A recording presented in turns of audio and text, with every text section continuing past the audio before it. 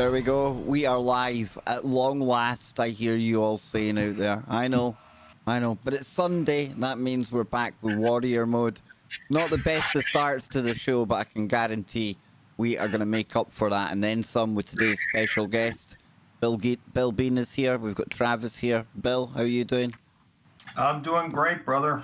Excited about this show. I've really been looking forward to this because this guy is the real deal. And we've wanted to have him on for a while, so I'm glad that it's finally here. Yeah, Travis, I'm looking forward to this one, man. Hey, man, I'm right there with you and Bill. Very excited. I was looking over the talking points that Bill has sent us for our guest tonight. It's going to be some very interesting stuff, and just can't wait to get started. I look forward to Sundays. You guys know that. It helps me wind out my week and also gets me started for the upcoming week here in beautiful Commonwealth of Kentucky and getting ready for this Thanksgiving week, as a matter of fact. Very short week for us here.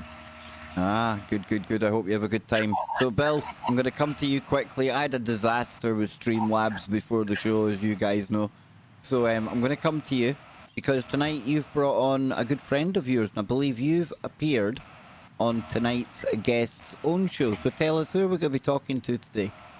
Yeah, we've got Devin Nicholson, a.k.a. Hannibal, and he does have quite a background. This is a man after my own heart, I'll tell you. He is somebody that I have a great deal of respect for, and he's also somebody that I've been praying for, and we've prayed for him on the show the last couple of weeks. He's recently lost his beloved grandmother, and I'm very sorry for him. And Kev, you and I had a discussion before the show that you're similar to Devin and I, that you also had a grandmother that was the closest person to you in the world that you lost. So we certainly share in the pain and the mourning and the grief that Devin is going through right now. Oh, there we go.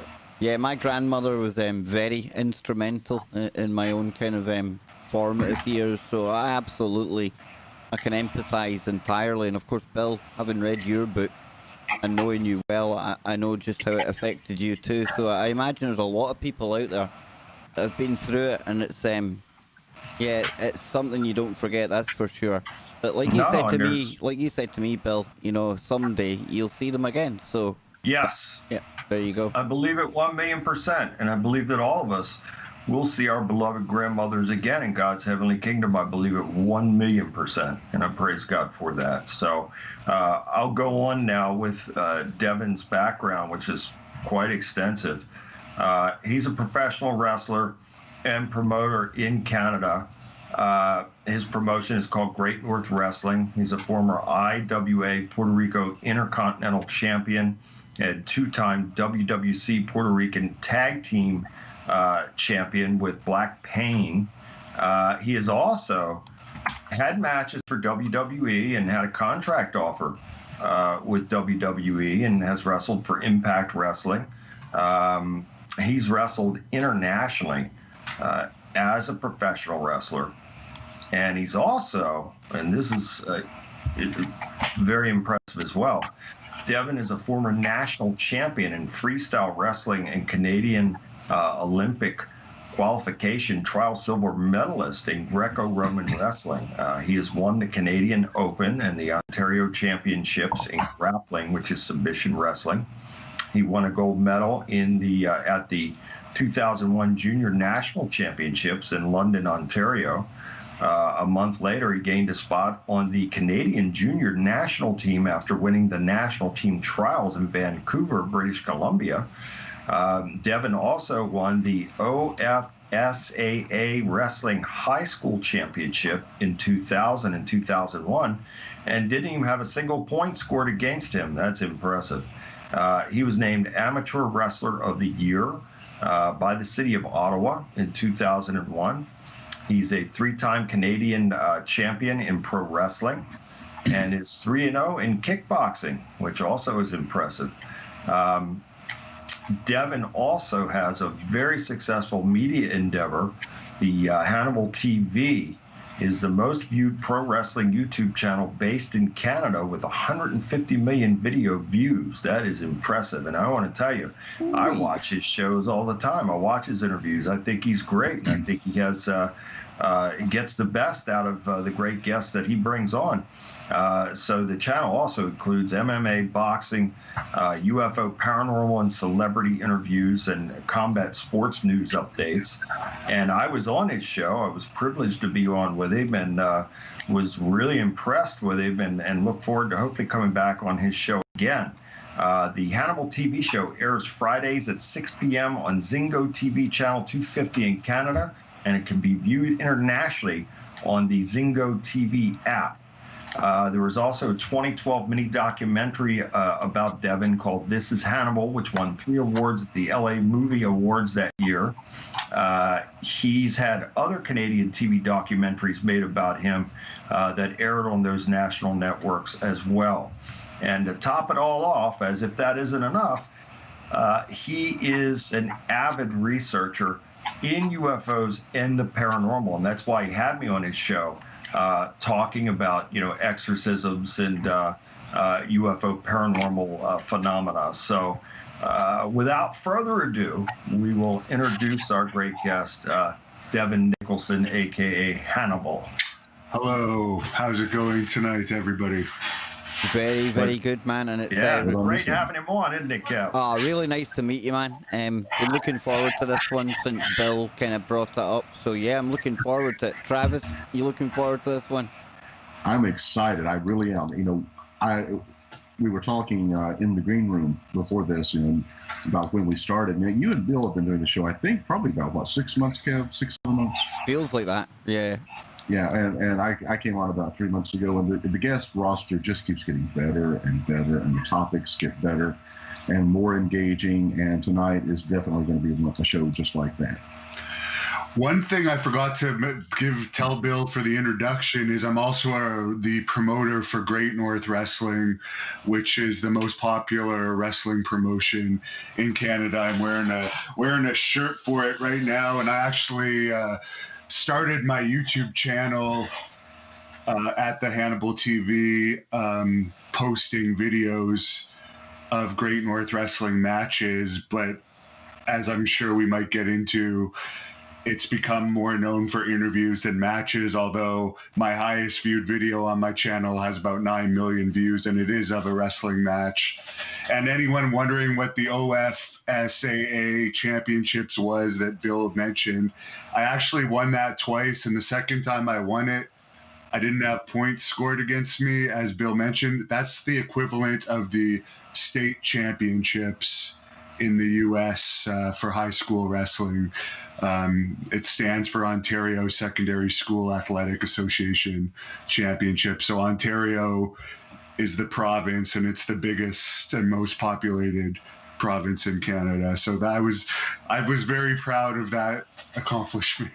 It's impressive, everything. I mean, it really is. It's absolutely, this resume rivals any of the, I guarantee you, any of the big name wrestlers, certainly that WWE could offer, or any of those other promotions. So it's very impressive.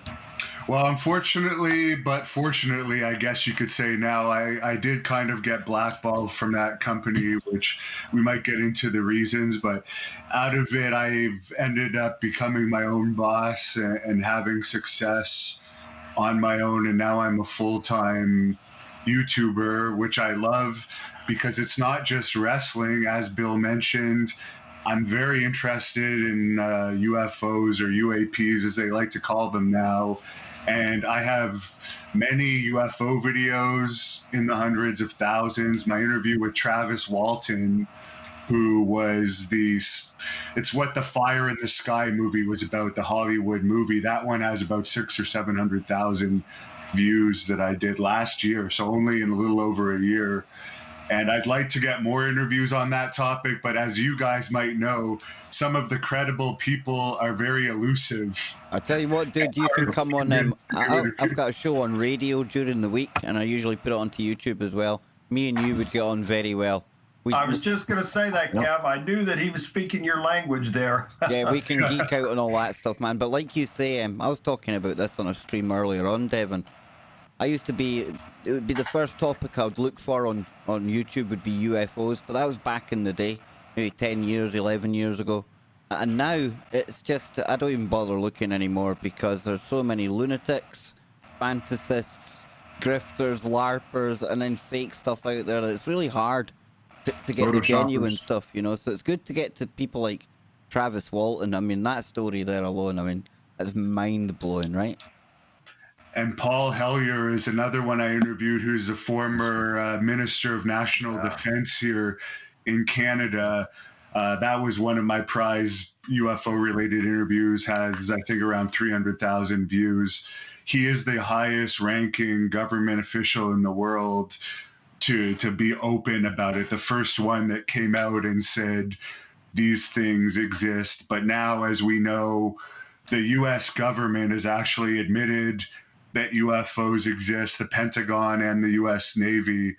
They're not saying they're alien craft. They're just saying that we don't know what they are. They're in our airspace and they're displaying technology we're not aware of, or we're not aware any other country has. And the 3 videos that they have released, as you guys probably know, they've admitted those aren't the only videos they have, and they've admitted those are just small clips of longer videos. Yeah. So this is interesting, and it's a little bit frightening. It's a soft disclosure, Devin, is what it is, because this goes way, way back. And look, I talked about a little of this with you on your show, that I've had personal experiences. I have seen these things, and I have seen non-human looking beings and had interactions with them as well. So I know this is real, and they know it's real too. But I think that we're at a point now to where certainly in this year of 2020, anything is possible. And I think now this is a soft disclosure, and I think that's why they're allowing these types of shows with this Louis, what's his name, Elizondo? Luis Elizondo, yeah, I believe, from Stars Academy that Tom DeLonge operates. Yeah, and Skinwalker, the show, the Skinwalker Ranch thing and all that. I really believe that they are preparing the public for this time that is really near and upon us. One, I don't know what your guys' opinion is on this, but I think COVID, the way people have reacted and all of the craziness that's gone on over COVID, which over 99% of people have recovered from, it just goes to show you, could the world handle the knowledge that there could be beings or people either surveying us with technologies beyond our means, and we can't really do anything about it? Are we actually ready to handle that? No. If COVID is causing all this craziness? No, we're nowhere close. Imagine the amount of toilet paper we would need. Yeah. It's it crazy, makes you man. wonder what would happen. I don't think they'll ever do full disclosure personally, unless there's like some type of irrefutable mass sighting, but it seems like they're going to let people research themselves, and as Bill said, put little clips out here and there, kind of slip things out, and maybe some of us will be more accepting of it at first, so maybe the mass hysteria won't be as bad when if something finally happens where we can't hide it anymore. But I'm very interested in it. I research it at least an hour a day. So I guess only time will tell. They did mention, the government did mention back in, I think, July, that they were going to reveal something about materials, off-world materials, not of Earth, that were discovered. And that was reported on Fox News, CNN. I think a government spokesperson put that out, but they still haven't revealed what that's all about. I don't know if you guys have heard anything further about that. No, I've not heard anything further about it. But I tell you, I was reading through the Artemis Accord earlier on. That's the NASA document for pretty much legalizing the legal system and everything in space, because we're going back to the moon and they're looking at going to Mars. And I had to have a little giggle because it said we'll be totally transparent but we'll talk Yeah. about everything we see. And like you said, they'll tell us what they want us to know. But it might be even easier for them to kind of bring aliens into the equation when more and more people are going up into space and more people are seeing things firsthand, you know?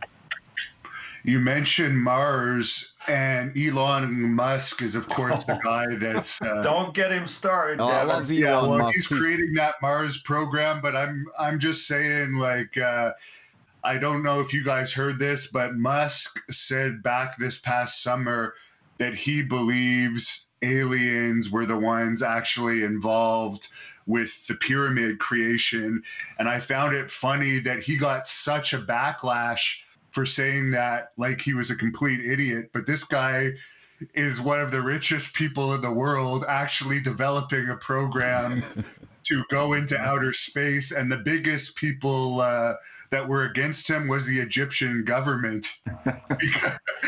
But like, we're supposed to believe like Egyptian government tourism officials over a guy that's like planning to colonize Mars. And I don't know. and I take it if he says the aliens built the pyramids and he was serious. No, I would I'm take with that you, dude. I picture. mean, listen, when you look at those pyramids and they tell us the way that they're meant to have been built, it just doesn't make sense. No, So, no, something and I've that- been saying that for many years. I agree with that as definitely. But like you say there, and I mean that kind of sums up today's world, really, isn't it? You know, people are attacked viciously online for thinking outside the box. You know, that's a problem the way people treat each other, right? For sure. And you have to think too, Musk, if he's planning this Mars colonization project, that he would be privy to certain information from the government that regular people wouldn't know, because this is such a big project to colonize a planet. Well, he's in bed with NASA. He does deals with them. He puts the astronauts up. He launches their Yes. satellites. So he's definitely sworn in. And Bill loves him. Bill absolutely adores Elon Devin, Musk. that's why I said you don't get him started, because I'm not an Elon Musk fan, but Kev is. Kev loves him. So you're speaking his language when you talk Elon Musk. Kev, I think we need to create a new Elon Musk fan group and have Bill the official president. I think that'd be hilarious. I Yes. think I don't think that would work very well. That's for You sure. would agree with Elon like about one thing, Bill. He said that the lockdown, he said this on the Joe Rogan podcast, that the lockdown was not a smart way of dealing with this situation at all. And whether you like him or not, the guy is very intelligent. So Yeah. you got to give him some credibility saying stuff like that. No, I do agree with that. Where he and I differ is he doesn't believe in God, so he doesn't have any faith. His girlfriend is a Satanist, so that's where I go off the tracks with them. But I can't take away from his intellect, certainly not, and his ability to make money, that's for sure. But I'll tell you, Devin, in my opinion, I think this, and what he says about the pyramids, I'm in absolute agreement with him. But this goes way, way back. I mean, we're talking things like Project Serpo, which the movie Close Encounters of the Third Kind supposedly is based off of, to where there has been an exchange program going on for many, many years, to where military personnel are being taken off-world to other places in exchange for these other types of beings that are coming here. And I could see how that is absolutely possible and plausible. And furthermore, you know, I've read that's what the where Spielberg got the concept of Close Encounters from. I'm wondering, Bill, I interviewed Linda Moulton Howe Brilliant lady. not too long ago, yeah, and she's an expert in the cattle mutilation field and animal mutilation. Linda's there my doesn't big seem to scalp, be- Devin. She's my big scalp. You had your Paul Hellier. I've had Linda Moulton Howe. She's my definite top UFO person I've had on. Well, yeah, and I was just wondering Bill's opinion of who is responsible for the mutilations, because Linda truly believes that it has to be alien. She's just the way that the blood is sucked out of them and the way that the cuts are so clean. Yeah. and the way that often they're found on their backs with like no traces of humans around to do such things. But there are a group of people that believe that these mutilations are done by Satanists. So Bill brought up Satanists, and I'm wondering if what he thinks of that theory. Well, I agree with Linda that this could not possibly be human. There's no way. Now, I will say this, and I've researched this as well, and I can believe it, that there are, if in fact this Serpo program exists, and Linda herself has spoken about this in the past, if that's true, then I do believe our technological leaps have taken place over the last 100 years due to this joint working partnership between certain factions of government and I'm talking black projects that are intermingling with these people from somewhere else. And perhaps, and I have, researched this extensively, that some of these people in the shadows, in the black ops government shadows, in the alphabet agencies, are working in conjunctions and perhaps being a part of these teams that are going, and whether it is in the disc UFOs or rectangles or whatever it may be, the boomerangs, whatever it may be, the flying triangles, whether it's that or helicopters, I think that these otherworldly beings are doing this, and these people in the shadow government are assisting them and overseeing it. Furthermore, I think that it's very plausible to say that these very same people, through these agreements that were made in exchange for technology, are also overseeing and assisting in abduction of human beings that's been going on for quite a while now. So I think these are the same players that, for whatever reasons, are doing these things. And boy, we could make a whole show out of that alone. But I do believe what Linda says is true. I agree with her 100%. And where I became, I've always been interested in it, but last summer, the summer of 2019, there was a string of these mutilations in Oregon with some prized bulls that were worth thousands of dollars. And I was reading the police reports and the comments from sheriffs that investigated the situation fully, and they jokingly said it has to be UFOs, but at the same time they weren't joking. Yeah. Because they researched every other plausible explanation, and they just couldn't. It sounds ridiculous to say it has to be something from out of this world with technology greater than ours, but that was the best explanation they could come up with. As you can see with this animal that's being shown with the blood sucked out of it. Yeah. And precision cuts. I mean, you can't. So if this were a group of Satanists in the field and they're having their ritual, and yes, they do sacrifice animals, I'm aware of that. But you are not going to have surgical precision on these types of cuts, and then all the blood's drained out. In some instances, the tongue is gone, eyeballs, genitals, whatever it may be, they're cored out, of the animal.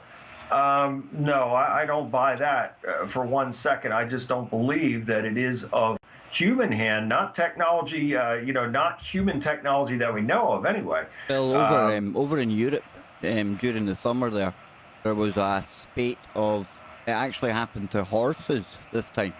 And it was across France, I believe, some in Belgium, and I believe some in Germany. But it was multiple countries anyway. I'm with you guys. I think there's something definitely otherworldly. I can't put my finger on what it is. Our mind obviously goes towards genetics, things like that. But who knows what we're dealing with here, Devin? Yeah, and one of these Oregon mutilations that happened too, where I think there was 5 in one night that were done. It was on like a 500-acre ranch, and there was no evidence of like tire marks, And the rancher said, like, we do have cameras at various parts of the ranch, and nothing was caught on camera. There was absolutely no sign of human activity, and it was in such a secluded area that it would be almost impossible to do this without leaving some type of tracks. Yeah. No, I agree 100%. Travis, I know you're chomping at the bit here to get in on this. Yeah, well, yeah, I'm making my notes down through here, things I wanted to try to come back and address. First of all, I was going to address Project Serpo. I'd really like to find out about that because there's some people I would really honestly like to trade out for some aliens and honestly just get them off world and bring in something new. No, I was going to ask, Kev mentioned about the spate of horse mutilations there in France. And of course, we're very familiar with what goes on in the U.S. I do love when we have folks on the show who are from outside the continental U.S. borders and things like that. So, Devin, I was wondering, are there mutilation incidences in Canada, in the area that you are? I haven't researched that too much, but I know there has been in Alberta, the province of Alberta, where it's a big farming province. There's been some legitimate cases that the RCMP have investigated and come up with no answers. So around my particular area, not that I'm aware of, but it's possible. But there have been some in Canada for sure, particularly in Alberta, where there are a lot of cattle. Now, one of the things I was curious about, because we kind of just segued right into the paranormal, what got you interested in the beginning in the paranormal and the supernatural, and specifically UFOs? Well, UFOs, actually, it was around 2012. I saw a news report from CBC, which is the big network here in Canada, and they have a credible news channel, and they did a report saying that the Canadian government admits that there's more UFO sightings than ever, and some of them really can't be explained, but they are not going to invest government money into researching it. Instead, they're going to let private citizens and scientists and people that have their own interests research it themselves.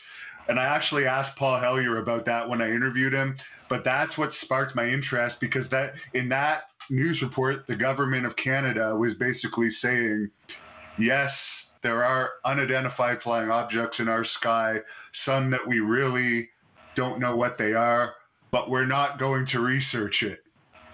We're just going to let private citizens research it. And when I asked Paul Hellyer about that, who was the former Canadian Minister of National Defense, he said, there's no way that there's objects that aren't announcing themselves in our airspace that the government knows about, that they're actually not researching, because some people will say, oh, well, they've been seen for all these years. You can't really consider them a threat. They haven't really done anything threatening, but just because they haven't necessarily done anything doesn't mean that they're not a threat. If they're in our airspace, they're not announcing themselves. We have known from military officials in the U.S. that they have played around with nuclear silos in the U.S. before, which is kind of scary that they apparently launched or they turned on something that could have actually caused a war. But luckily, nothing came of it. They were able to act fast. I'm not an expert in that, but I did. There's a documentary. What you're saying is true. Yeah, UFOs and nukes. There's a documentary about it. Robert Hastings, who I think is a former military official, and there was a whole press thing in Washington where numerous military officials came forward about there's something about nuclear silos where there's more sightings of UFOs for whatever reason. I don't know what your theories are about it. Maybe they don't want us to blow ourselves up. I think that's probably exactly what it's all about. I mean, Rendlesham Forest over here, it's coming up for its 40th anniversary.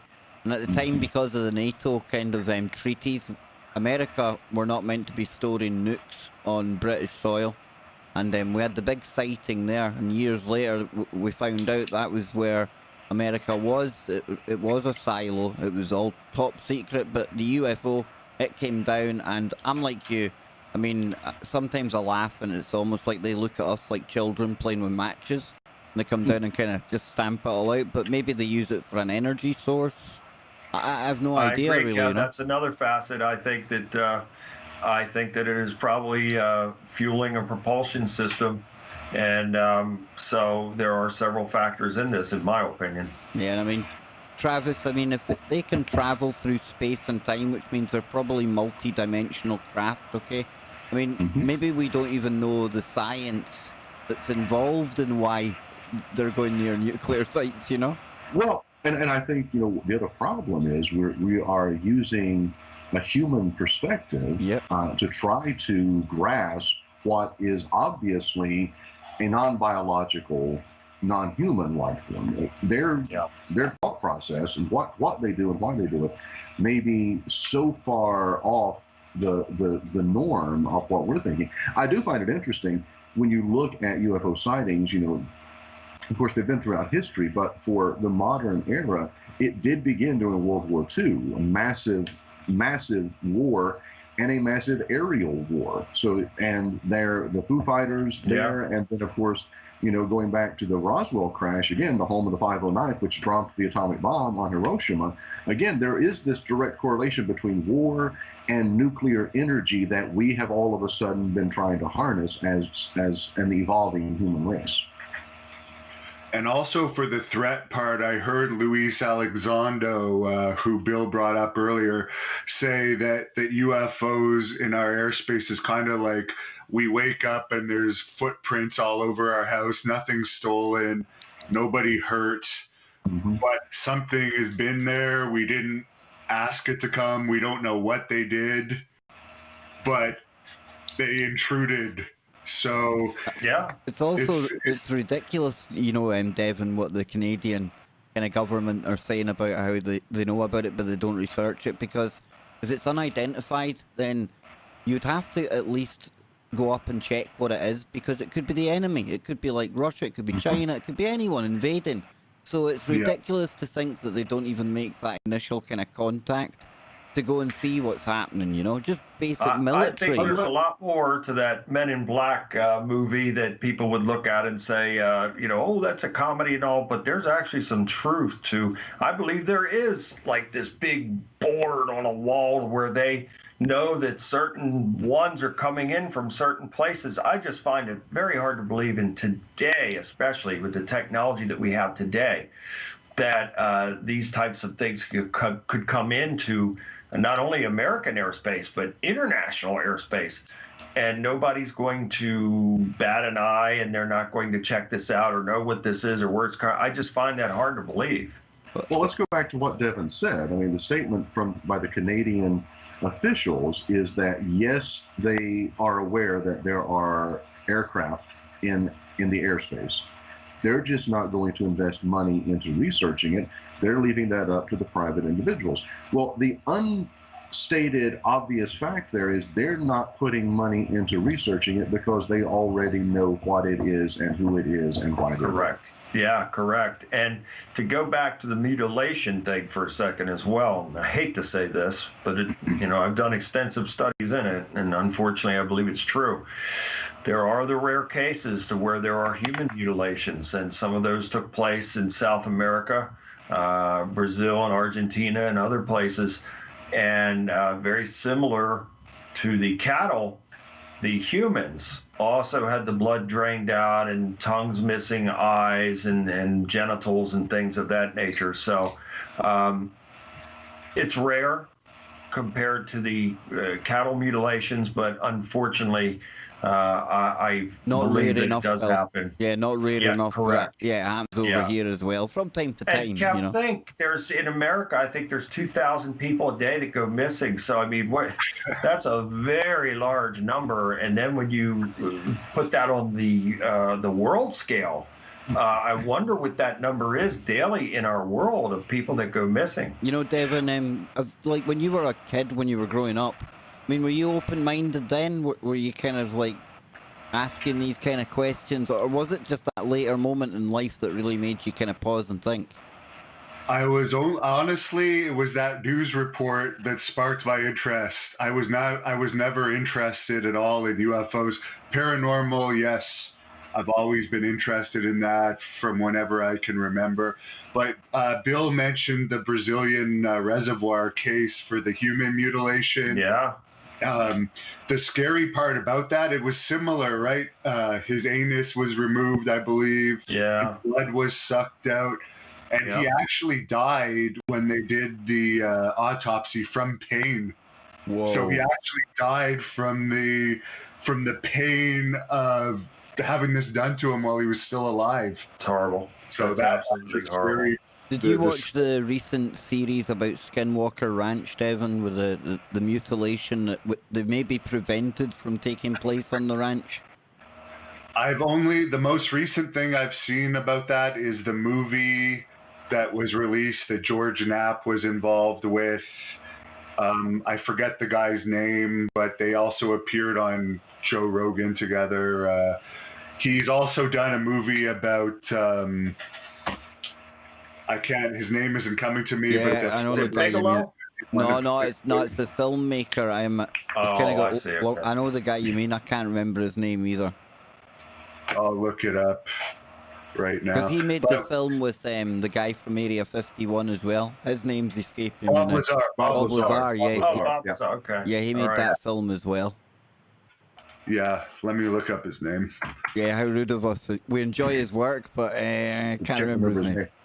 Travis, I found the Skinwalker Ranch movie disappointing, actually, because there was nothing really new in it that you can't already find online. Well, there's a documentary that was on History Channel. Season 1 finished recently, and I highly recommend that because there's a lot of stuff in there. And I tell you, it's under new ownership now, so it seems like just like we're hearing more from the governments, they're showing us more of the activity that's going on there. And I think, like Bill, it all ties into the whole disclosure that's going on. It's Jeremy Corbet, the guy that produced that. Yeah. I don't know who I've heard the name, but I don't know anything about him. He's a good documentary maker, man. He is. He's good. Yep. Okay. So, we'll kind of shift gears for a moment, Devin, right? Because I know Bill will be really wanting to get into your wrestling as well. We could stay on this topic for hours. Probably we'll come back to it. My fans are going to like this because if I post this on my channel as well, there are a group of UFO people that have been saying, give us more UFO content. So they'll like that. Well, hang on. Before we shift gears, how about the paranormal? Have you ever had any paranormal experience, ghosts? I did, yes. And that's what made me 100% believer. I was always interested in it, but when after high school, I actually turned down. I had a Division I wrestling scholarship offer from the University of Buffalo and another one from Simon Fraser University in British Columbia, which is the top amateur wrestling school in Canada, because not only did they at that time, I don't know if they still do, compete in the Canadian circuit, but they also were allowed to compete in the NAIA league in the US. But I wanted to be a pro wrestler. So instead of doing the smart thing of taking my scholarships, and now looking back at it, I didn't know at the time, but WWE actually scouts Division I wrestling. But I thought, okay, I'm just going to go straight into pro wrestling. That's always what I wanted to do. So I moved from Ottawa, which, as I told Bill off camera, it's about 3 hours from Syracuse, New York. And I moved to Calgary, which for the American fans out there is close to Montana. So I moved a good distance across the country to train with the Hart family, which is a famous wrestling family, and so many excellent wrestlers came out of the dungeon, where it's called, which was the basement room. We didn't train in a ring; it was mats in a basement, and it was very, very tough training. But when I came there, I didn't have anywhere to stay at first. So a friend of my parents' friend lived in Calgary, and they said I could stay there while I found a place to rent. So I've always liked Ouija boards, as I talked with Bill before, on my own show on the Hannibal TV. And there was a son that lived with his parents at this house. They also had a daughter who had moved out, and the son was also interested in the paranormal. So I remember it was the Halloween of 2001. I went out and I got a Ouija board, and the basement had like a, we both lived, there was 2 rooms in the basement, a bathroom and like a living room area. And in the living room area, there was a TV, and that was like a TV room. So we had the Ouija board on the table in there. And anytime I've used a Ouija board in the past, sometimes it did communicate, but nothing. I always thought it was just my friends moving it. There was nothing really big that happened. So I was kind of joking around. So when we got it moving, it kept saying no, it didn't want to talk. So I started getting rude with it and being kind of aggressive, like get us to talk, and it kept saying no. And I think it was the 5th time that it said no. Oh, by the way, we were alone in the house this day. His parents were gone somewhere. The 5th time it said no, the power went out in the house at the exact moment that it said no. There was no, and we had the TV on and the lights were on in the house, and all the power went off at that exact time. So there was just no coincidence there. And that was like almost confirmation to me. But a couple nights later was the real confirmation. We stopped playing with it then. And then when we told his parents were furious. And they said, Devin, you're going to have to, if you bring that back in the house, you're not going to be able to stay here. Keep the thing in your car. So they almost knew something was up with the house. But a couple nights later, I go to the bathroom, and where my room was, you had to walk down the hall past the living room a little bit to use the bathroom. And I opened the door, and this is like in November. There's a street light coming in, shining into the living room, so I can faintly see the rocking chair in the living room move. So it's November. There's no windows open. So I see it move, and I'm like, am I imagining this? So I turn on the light, and it stops moving. And I'm like, okay, maybe I was imagining it. I turn the light back off, and it starts moving again. And then I turn it on again, and it stops moving. And then I turned it off, and it started moving again. So I'm like, okay, I'm leaving this light on for the rest of the night. And I'll be honest, I moved out about a week and a half later because I felt very uncomfortable, and that kind of freaked me out. I wasn't as knowledgeable about the paranormal then. Now I would love to live in a haunted house, but I was very disturbed, and I felt uncomfortable in that house. For good reason. Moving out too fast.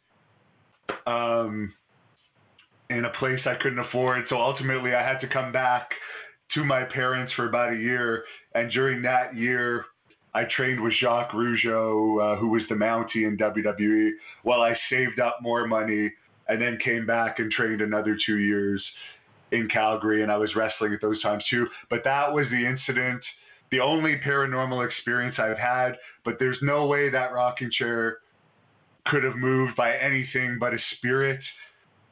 Yes, okay, maybe the Ouija board could have been a coincidence, but it's a summoning tool. Yeah, that's that. I mean, when you're fooling with stuff like that, I mean, that is giving an opening and permission for the devil to send demons in and come in and torment. So yes, that's all valid. What you were feeling, very real. The power going out, all that stuff. You better believe it. That is all real.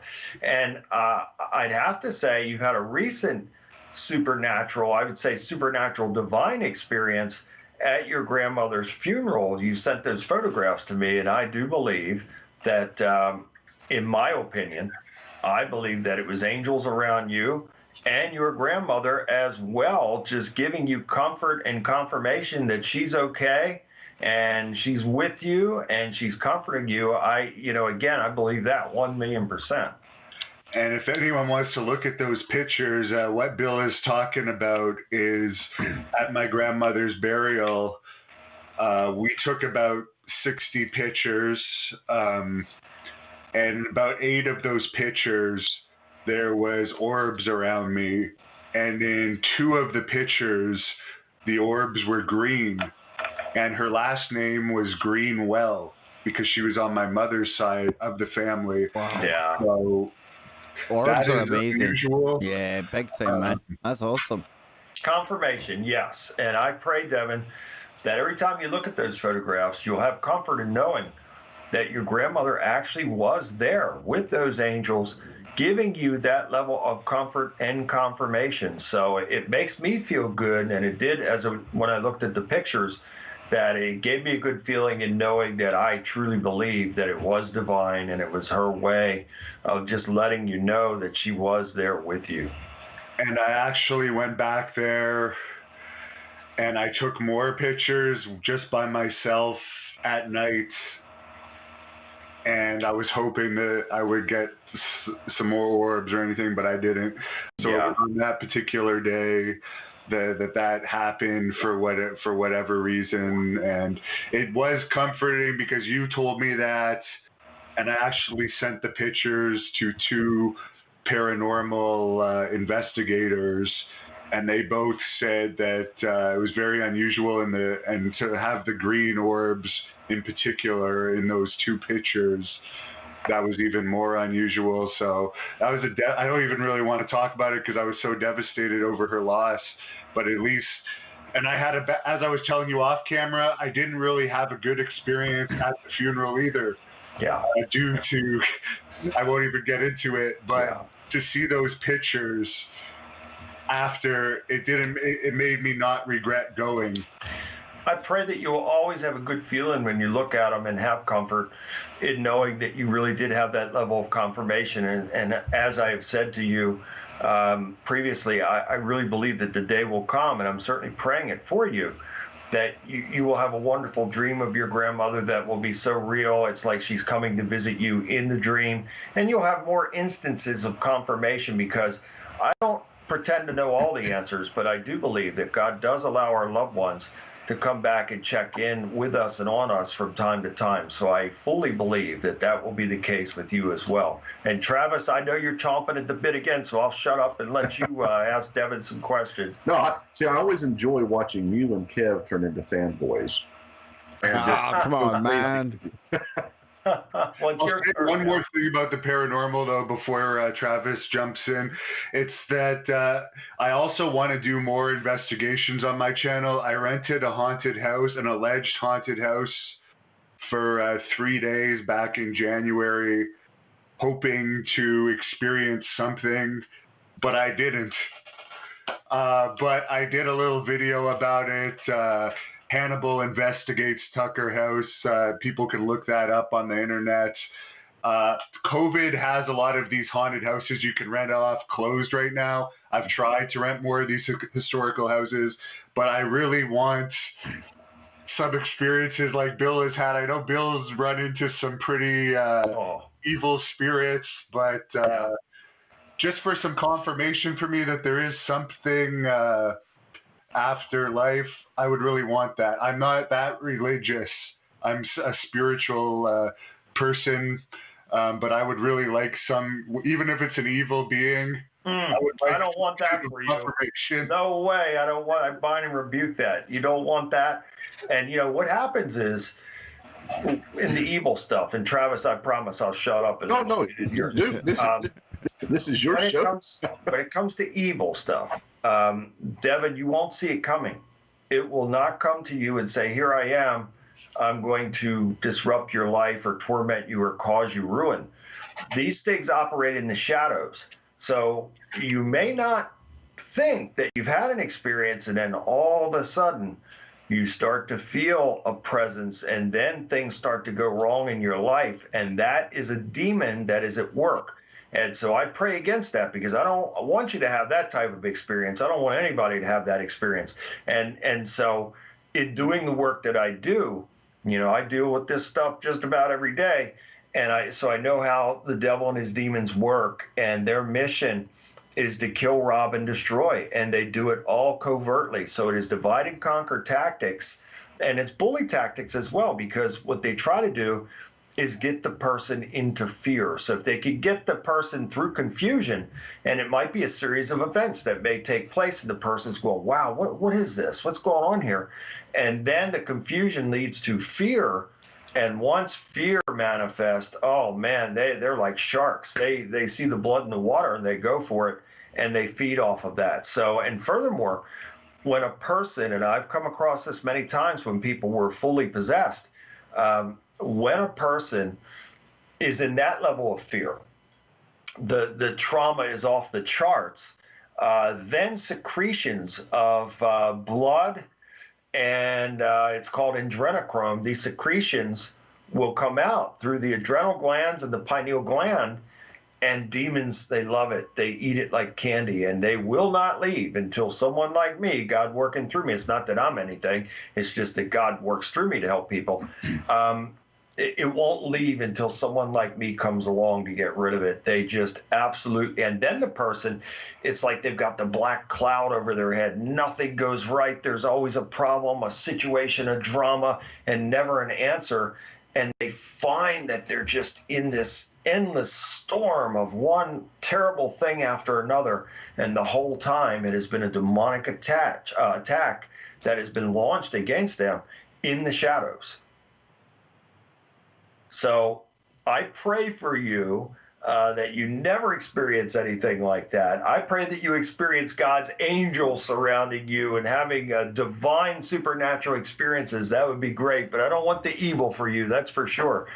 And Travis, I know I'm going to shut up now and let you come in. It's your show, man. I'm just I know you want to ask questions. I pop in every now and then with some questions. Are you in Las Vegas right now, Travis? What is that? I wish I were. That is the backdrop. Las Vegas is the backdrop. Sin City for a religious podcast. He's in Las Vegas, Kentucky right now.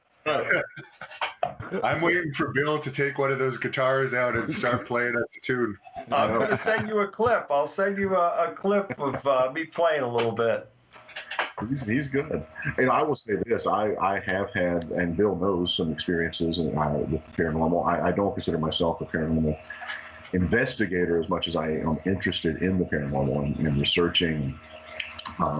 Most of the what I would call haunting encounters that I have had, I would classify as more residual types of encounters.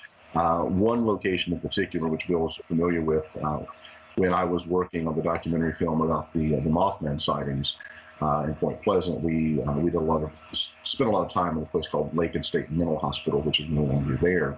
But I do believe, with every fiber of my being, that something very, very nefarious and demonic attached itself to me back in the early 2000s, and it was not until Bill performed a deliverance for me a few years ago that I was fully rid of that attachment and that spiritual attack and the negativity in my life. So I agree with Bill. While I agree with you in having those experiences of that residual type of haunting, that there is a life after death, because I do think that is a huge question that all of us want answered in some form or fashion.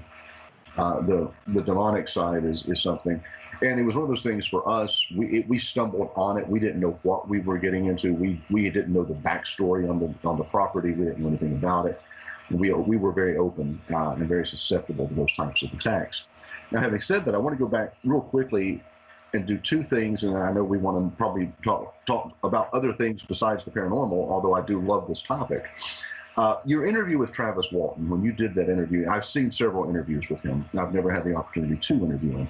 That took 2 years to get, by the way. Yeah, I would say so. That event is almost 50 years ago, if I'm not mistaken. It was early 1970. I want to say 73, but I may be off on that.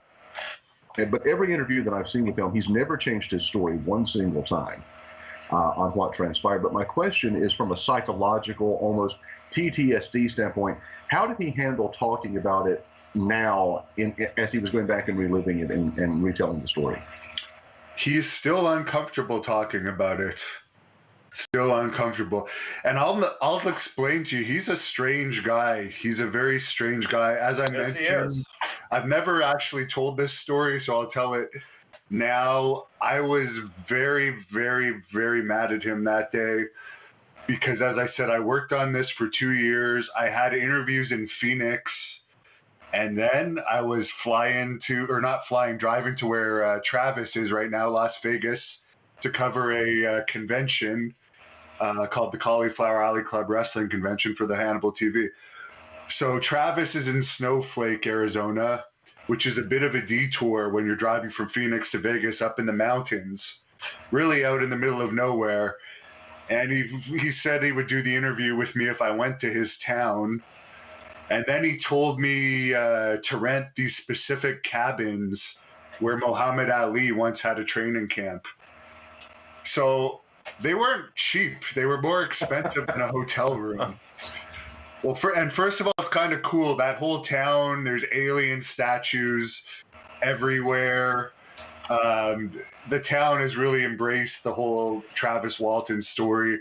They still have they have the phone booth where he was where he called for help after he was dropped back off with some giant alien statues around it as like a tourist attraction.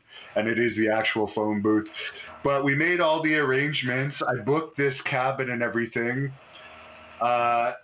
We talked to him the morning of the interview. It was supposed to be, I think, at like 2 p.m. And then he doesn't show up at 2. Wow. Then he doesn't answer his phone at all the day of. And we had this plan for a long time. And I'm starting to get really, like, Bill probably knows, my wrestling character might have an angry side, but it's a bit of my real side. I was, like, losing it. Bruiser Brody style. Yeah, because I could have used that time to interview somebody else. So finally, around 6:30 p.m., which is hours after the interview was supposed to take place, he calls back and says, sorry, I was confused on the time of the interview and the location of the interview. Wow. And it's like, you chose the damn location. Yeah. And then he says, can you meet me at this bar in town in the parking lot and drive me to where the cabin is? Because I don't know where the cabins are. And so it was very confusing. So you picked him up from a bar. Yeah, I drive to this bar, and again, he was about 45 minutes late. And he finally shows up in this old truck, which if you watch, I think we're in front of the truck at the very start. I think it's the same truck he had when he was doing the logging. It's a very, like, when you see this truck, it almost has an energy to it. Yeah, that's the truck in behind him. And it doesn't even, it's one of these trucks that you gotta like start it like 10 times to get it going. Wow. But yeah, he meets me at this bar finally. And at this time, it's like 9:30 p.m. Wow. And he drives to the cabin. Maybe he was feeling nervous about coming to this cabin with this wrestler that's much bigger. He's not a big man. But again, I had been talking to him. I showed him my channel. Wasn't as big as it is now, but I had credibility to me. So he came. But to answer your question, he was very, very nervous. Always nervous. And the funny thing is, he shows up with 3 books and 2 DVDs. But he had already sent me them because part of the deal was I told him I'll buy your books, I'll buy your DVDs, and I'll really familiarize myself with your story before I interview. So it's like, did he also forget? And then I was wondering, is he going to give me the books and DVDs? But he didn't. He brought them back with him. Devin, So he's a very strange man.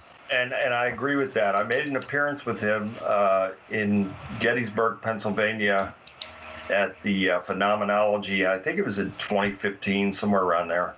And they had him. His table was next to mine, and we hadn't met prior to that. And yeah, I'm friendly with everybody, but I don't speak to people if I get a certain vibe. You know, I try to mind my own business. But I don't know how we started speaking, but it was he, like you're describing, very, very nervous, withdrawn, odd, strange. And I went out of my way to be nice to him. I really did. And we ended up having a semblance of a conversation. We'd never talked about his experiences or mine. We just had general conversation. But I understand what you're saying there. It was very, very bizarre. You know, maybe if I'd been taken on board a spaceship and been probed back in the day, I'd be worried about meeting a guy Devon's size in a cabin in the woods. You know what I'm saying? The cabin was his choice. That's a strange thing. He was very specific. We want to do it here in this cabin. And then his excuse was he couldn't find the cabin and I would need to drive him, which was just even more bizarre because this is a small town where he's lived all of his life. It makes you wonder though, where this place is where he told me to go. It makes you wonder if it could be a number of things. Maybe he's like had other things happen. But if he had, with him being abducted, maybe he's got multiple personality now, because that could be traumatic enough to cause you to have something like that. So that would explain why it was like speaking to 2 different people, perhaps, Devin, you know? And you explained to Travis about, did I find him, like, he did seem disturbed telling the story, and even after we did talk and he drove us to where the phone booth was, and in a separate video, people can search it up, Travis shows me the phone booth. He did talk to me for quite a while after at the phone booth, and he was very nervous about it. And like, as I said, I want to have a ghost encounter. I would love to have a ET encounter. And I was almost talking like he was almost lucky to have had this experience, but he says he would have never wanted this to happen. He was greatly disturbed by it, and he would not want it to happen again. He did have a sighting in 2014 that he did talk about in the interview, but never another abduction. But my cameraman that was there was not a believer, and he's not even a cameraman. He actually worked for the Canadian government at the time. He's retired now. As far as and he knew he like dealt with he worked for the Ministry of Transport, so he knew a thing or two about airspace and transportation. And he said he's not necessarily a UFO believer, but he told me after, he said, I don't believe this man is lying. I don't know what he experienced, but I do not believe this man is lying. Yeah, something definitely. Yeah, I believe something happened, and I think that it is. I'll say this, and again, I haven't seen him since then. I wish him well, but he's somebody that I would suggest to, whether it be me or someone else, to perform a spiritual deliverance over, because he really needs that. He is. There's something definitely there that is keeping him from moving forward in life. That's for sure, in my opinion. I hope to have a part 2 with him one of these days, but you know what? He hasn't responded to me since. To go back to what a strange guy he is. You'd think 600, 700,000 views, whatever it is, that he would at least give me a reply, but he's not responded to me since that interview. So if there was anyone out there you could interview on your podcast, who would be the next one you would love to talk to, you know? Tom DeLonge from Blink 182, who's the founder of To the Stars Academy, and he has been privy to a lot of inside information because he has invested a lot of his own money into the research of UFOs, and he's one of the people that leaked those military videos before they were at. I mean, the government only put them out because they were already leaked. That's one of the reasons why the government released them.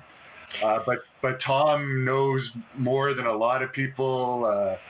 Robert Bigelow, of course, knows a lot too, and Tom has talked to him. So maybe Tom and Robert would be the top two, but I would say Tom even above Robert because he's spoken to a more variety of people, and he seems a little bit more open to talking about stuff than Bigelow knows a lot, obviously. And there's another multi-billionaire, one of the richest people in the world, that's done his own investigations and was actually contracted by the government to investigate UFOs with all of his resources. And they contacted me, Devin, Bigelow's foundation, Dr. Eric Davis from NIDS.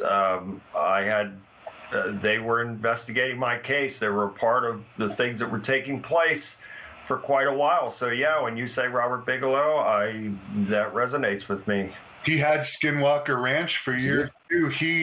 And they mentioned this in the movie, and I was disappointed because there wasn't much about Bigelow in this movie, but he had it for many years, and he was just paying for his own investigations to be done there.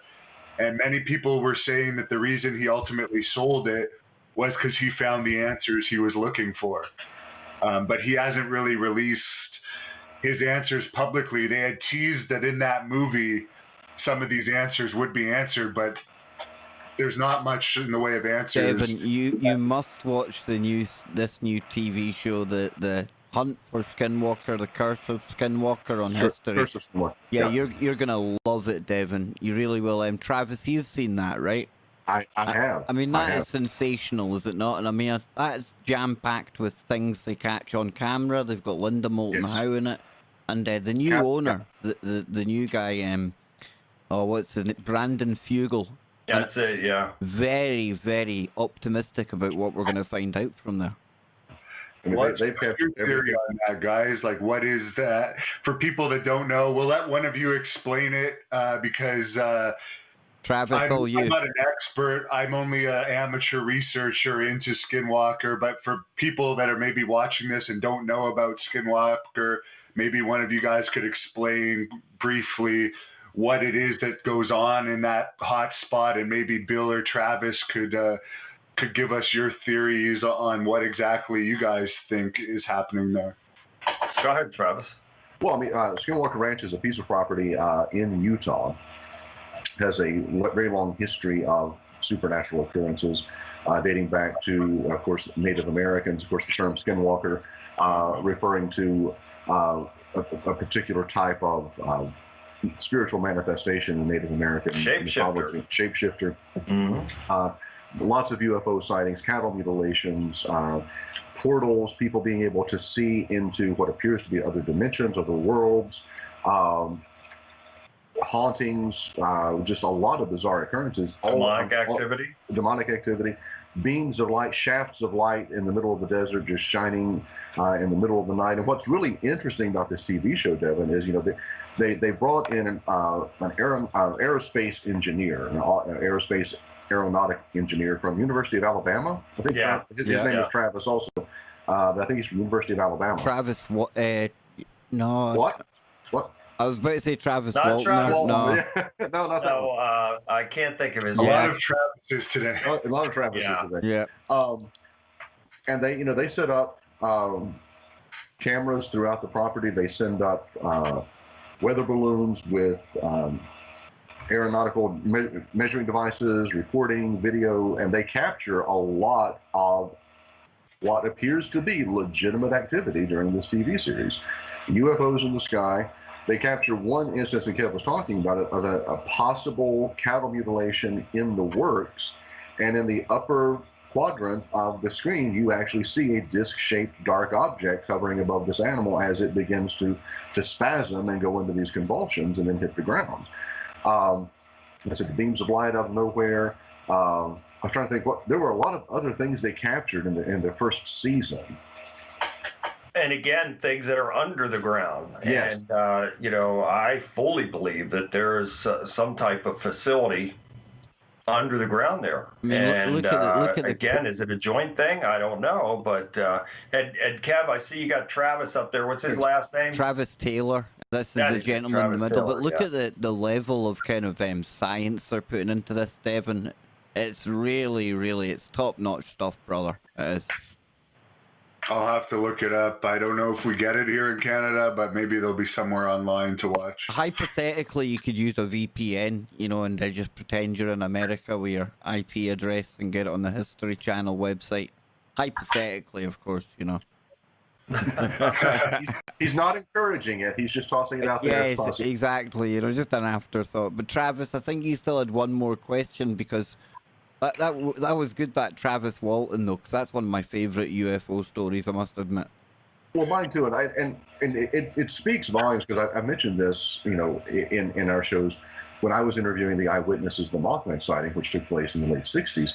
They were very reticent; they didn't want to talk about it. It took a lot of coaxing. It took a lot of developing relationships and friendships to get them to talk about it. A lot of that had to do with the ridicule that they faced when they were originally coming forward and explaining what they saw. And I've seen, like I said, early interviews with Travis up through probably the early 2000s was the last Travis Walton interview that I saw. But throughout the years, he's never varied on what he said happened, and he's always seemed to be suffering from some form of PTSD in some way, that he's still very traumatized by what took place. But my last question from the paranormal standpoint was just, I mentioned Mothman. Kev is, in Scotland around Loch Ness. Besides Sasquatch and Bigfoot, any other cryptids in the Canadian territories up there?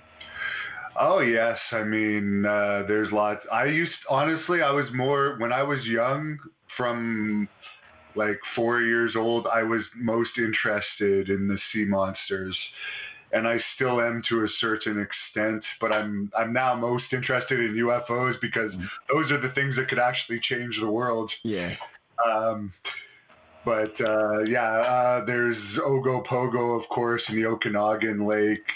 There's one in a lake in the Ottawa Valley, close to here, Mussy, the muskrat lake monster. There's one in Winnipeg. I forget what it's called, but there's tons of alleged lake monster creatures in Canada, but the Ogopogo is the most. And then there's that one that's in Kelowna, around Kelowna, BC. And then there's another one.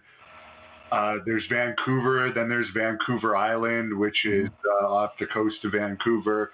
There's another plesiosaur supposedly around there as well. But yeah, I've seen a lot of videos related to that online, but it seems like there hasn't been much as far as Nessie.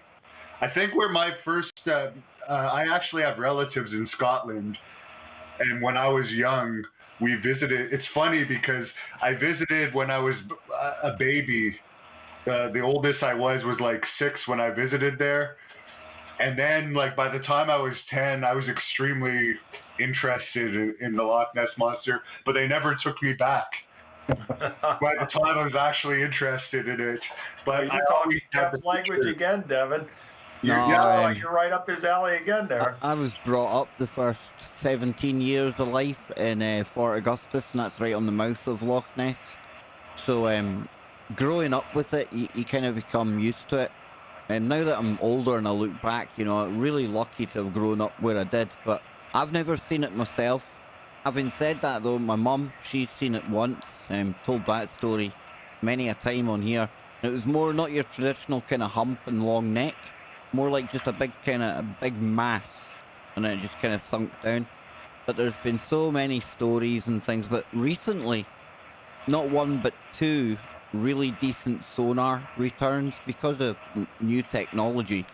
They're actually able to pick up things more precisely now, and it's quite encouraging because there was a study done a couple of months ago, and they turned round and said they took DNA from Loch Ness and they seen that it had eel DNA in there, so that meant that the Loch Ness Monster was just an eel. but anyone that knows anything about Loch Ness knows it's obvious you're going to find eel DNA in there because eels are in Loch Ness. That doesn't mean that the Loch Ness monster is an eel. It's like going to a lake and saying, "Oh look, I found fish DNA in here." I mean, it's crazy, you know. So I think there's something there, but I don't know what it is to be honest with you. But I haven't seen it. Yeah, I think that there's obviously unidentified creatures out there. The oceans haven't been that thoroughly investigated yet, and we're always finding new species. So you think about it, we probably know more about Mars than we do, like the bottom of the Mariana Trench and some of the oceans. It's kind of crazy when you think about it that way. Who knows? I'm supposed to go, if this ever ends, I'm supposed to go over to the UK again. It was supposed to be this October, but hopefully it'll happen next year. And I'll definitely visit there. And I definitely want to stay at some paranormal places while I'm over there, because that's especially England is one of the most haunted places in the world, just because of all the history there. And you hear the limestone, apparently there's something about limestone buildings that something to do with harboring energy. I don't know if Bill has heard that theory, but there's a town near here called Kingston, Ontario. It's called the Limestone City, and it's one of the most haunted cities in Canada. So there's some allegedly connection. You're talking my language again. I always talk about rocks and how they've got that kind of component to them, man, really. But you know, probably we should talk a little bit about your wrestling. And I was going to say to you, when you come over to England and things, I mean, do you have any English wrestlers in your promotion? Talk to us a little bit about your wrestling thing you've got going on there. Well, the champion of my promotion is the son of the British Bulldog, Davy Boy Smith Jr., who is... Davy Boy Smith is probably the most famous international British wrestler. He's a legend, absolutely. And Davy Boy Smith Jr., he's probably going back to WWE next year because he's under contract with a smaller company now. But yeah, we do use UK talent, but it's mostly American and Canadian talent up here in Great North Wrestling, and there's tons of matches on the Hannibal TV. I don't wrestle anymore. I just focus on the promotion and editing and matchmaking. How's it been with lockdown, Devin? I mean, have you had to go to... Me and my son watch AEW, and they've obviously been doing it at their headquarters, but how's it been for you guys? I mean, has it totally closed it down? What kind of stuff's going on? We recorded 2 Forest of Fear matches featuring the newest star of Great North Wrestling, the Blood Hunter, who is managed by Kevin Sullivan, a guy that Bill has run into before. I sure have. Yeah, he's a star for us now. So we're not allowed to do events in front of crowds. And to be honest, for the Forest of Fear that we taped in October for Halloween, featuring the Blood Hunter there, as you can see, there was supposed to be 5 matches, and 3 of the people backed out due to COVID fear at the last minute. So I don't even think we're going to bother attempting to tape anything else. But I am going to the U.S. Next month.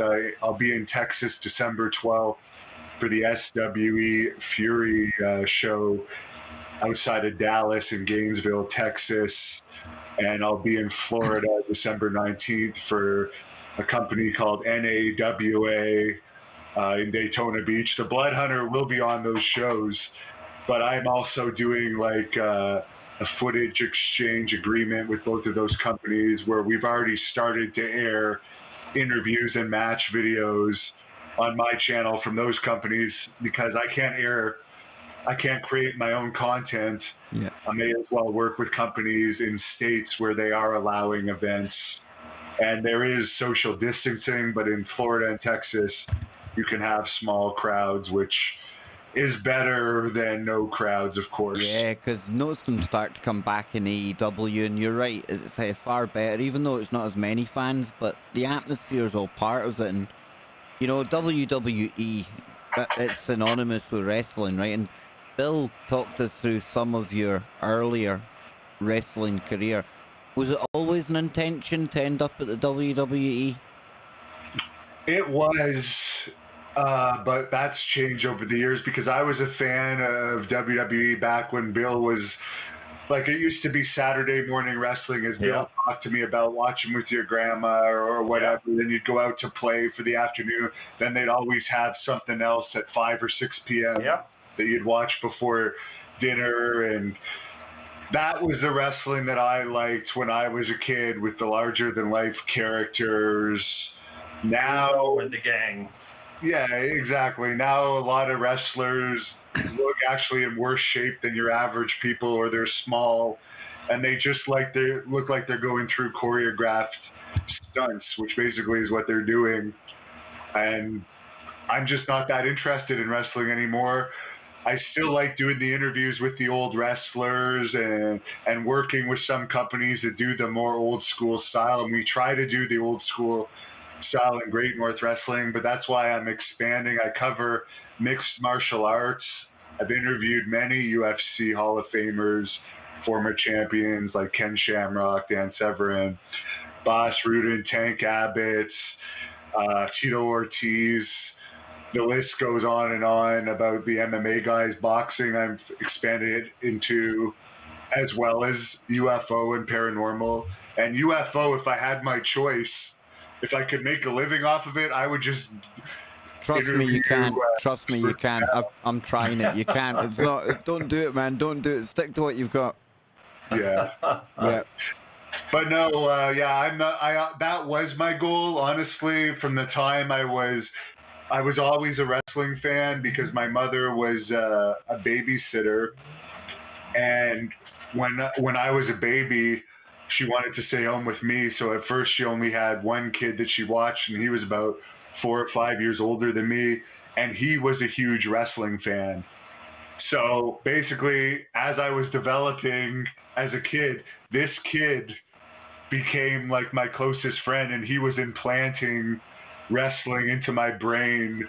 And it was really popular in the 80s when I was a kid. Like, he was probably trying some moves on you too as well, right? Body slamming you and flipping you and everything else. I've said it before.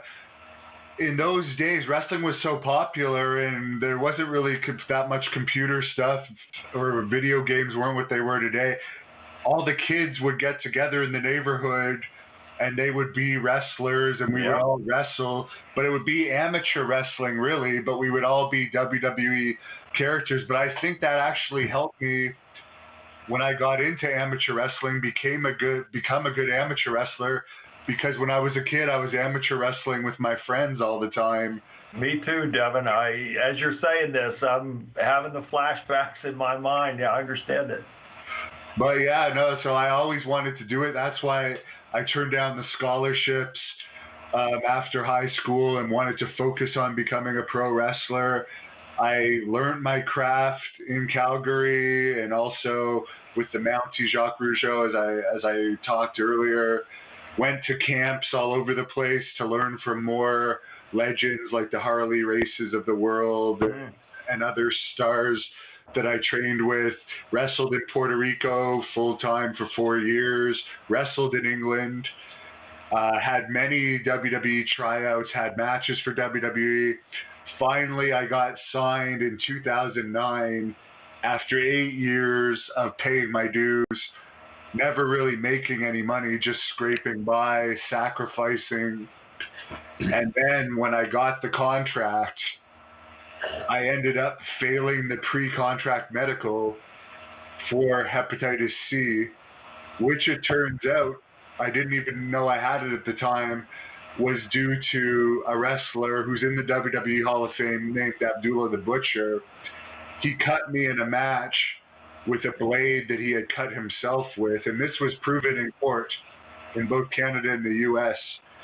And he had hepatitis C according to his medical records for at least 10 years. So he was found guilty. I lost my contract, which at the time, as a lifelong wrestling fan, devastated me. I actually went through a huge depression And then the first treatment that I took to get cured of the hepatitis C didn't work. And it was similar to chemotherapy treatment back then.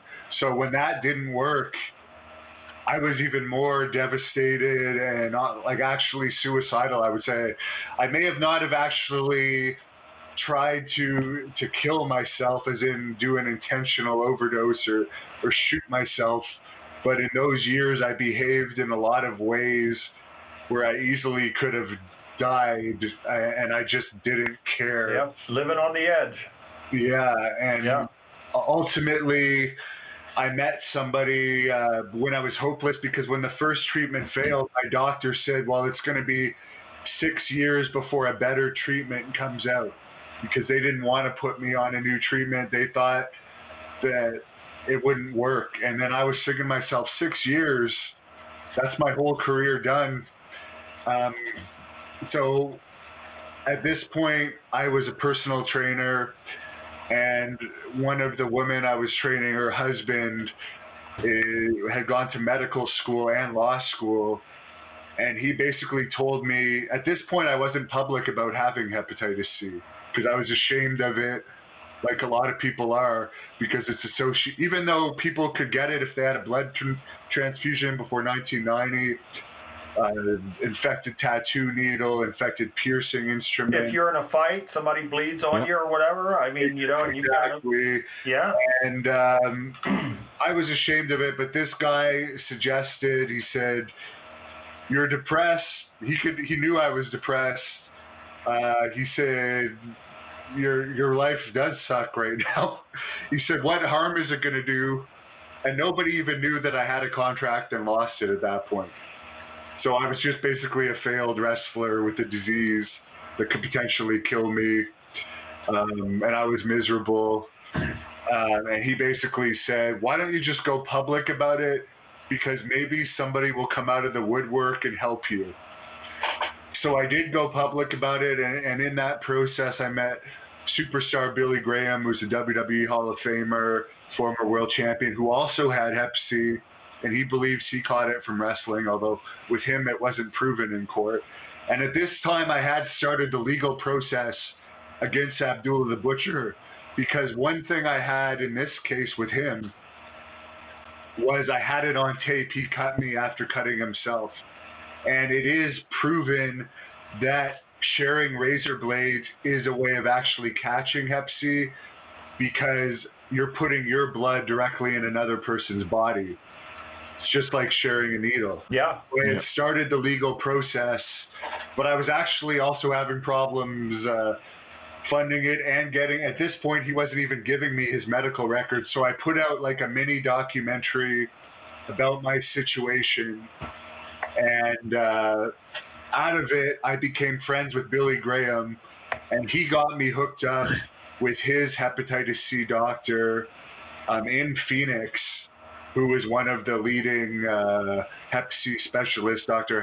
Hector Rodriguez worked with the Mayo Clinic there, and he got me an appointment. And that guy told me about an experimental treatment that he believed would work on me. And I was going to, there was a settlement with my WWE case, because when they released me due to having Hep C, they alleged that they had a no blood policy due to diseases like Hep C, where matches would be stopped if accidental blood occurs and there'd be no intentional bleeding. So with that policy, and Hep C being a blood-to-blood disease, my lawyers were alleging that like it was discriminatory to allow to like rescind my contract on those grounds. Because if you're gonna, in amateur wrestling, I was still allowed to amateur wrestle. You mentioned some of my accomplishments during that depression. One of the things that saved me is I went back into amateur wrestling for a year after being off for 10 years. And I entered university open tournaments. I actually ended up beating the Canadian University champion in one of these open tournaments. And that's then impressive after being off for so long, and then go, wow, that's amazing. Yeah, I was training at TriStar MMA in Montreal and at the Montreal Wrestling Club, which at the time George St. Pierre was also training there. And I had a coach, Doug Yeats, who was a 5-time Olympian. But I had been off for all those years, and I only really got back into it for a year. And because I didn't have a university team, I was self-represented. So I had a lot of disadvantages, but I ended up getting silver at the Olympic qualification trials for the London Games. And so I was the alternate for London after being off 10 years. So amateur wrestling saved me because I was so depressed. And I got to accomplish that. And I got a lot of publicity here in Canada out of getting the alternate position. Being What an amazing story. Yeah. So anyways, we let all that out. A doctor in Canada, luckily, the reason I was bringing that up was because I was allowed to compete in amateur wrestling, because in amateur wrestling, matches are stopped if accidental blood occurs. So it's actually against human rights to discriminate against someone with Hep C if those rules are in place. So I received a settlement that I'm not allowed to talk about, but I was willing. It wasn't anything huge, but I could use that towards getting treated. So I was willing to make the sacrifice and go to the US if I had to.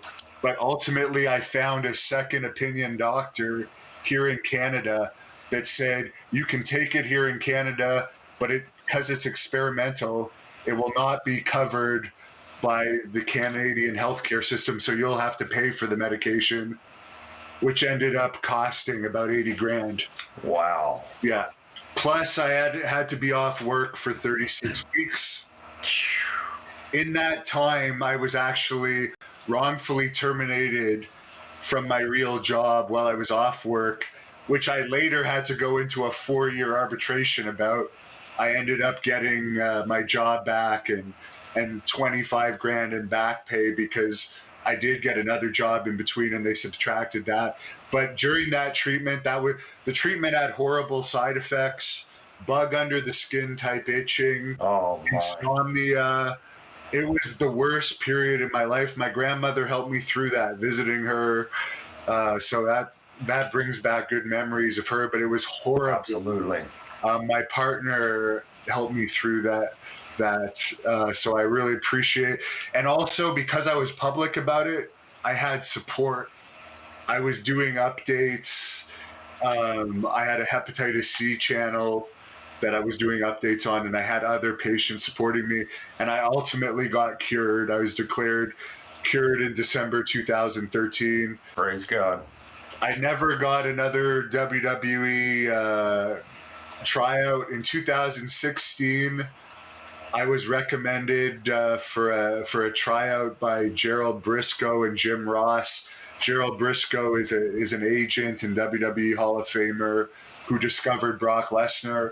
And Jim Ross, any wrestling fan, knows who he is, a WWE Hall of Famer.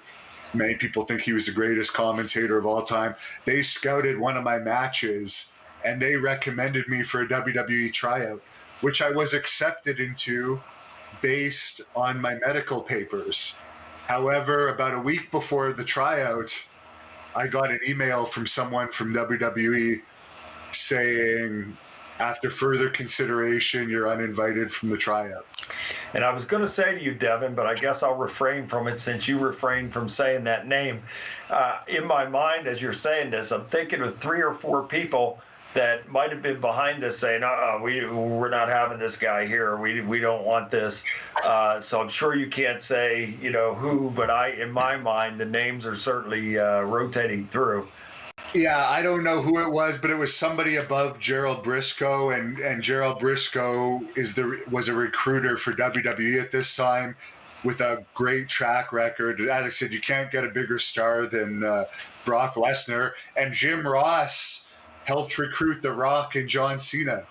So whoever canceled me went against 2 of the most credible people ever. And at one point, even Ric Flair watched one of my matches and he said he was going to recommend me, but I never heard back. And why would Ric Flair lie to me about recommending me? Because who am I to Ric Flair? Right. What is there to gain for him? And I'll tell you this, I think you could have had a great run there with Brock Lesnar. I think that would have been, wow, that's something that I think they missed the ball on.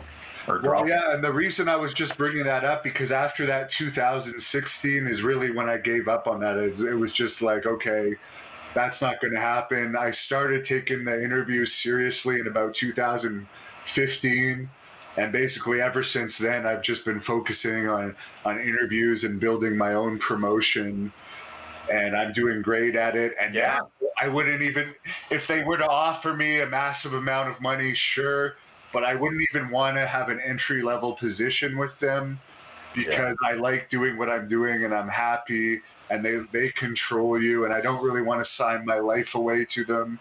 And be under their thumb. Yeah. Exactly. But this is good what I'm doing now, and I'm happy with it. Praise God. And I've Travis, Kev? I'll say quickly, my goal in wrestling was to work with my heroes. I wrestled Psycho Sid, Kevin Nash, Terry Funk, the Honky Tonk Man, Brutus Beefcake, Kamala, Lanny Poffo, Gangrel, Tommy Dreamer. Top names. I've wrestled probably about 50 legends in my career. Don't forget Haku. Exactly. There's so many I've worked with over the years. I mean, there's too many to even remember. But the only ones I'd want to still wrestle is the Ric Flairs that are retiring, or the Brock Lesnars maybe. But Brock would be the only guy, and he's not even under WWE contract anymore. Yeah. So it's like I kind of lived my dream. I wrestled for WWE.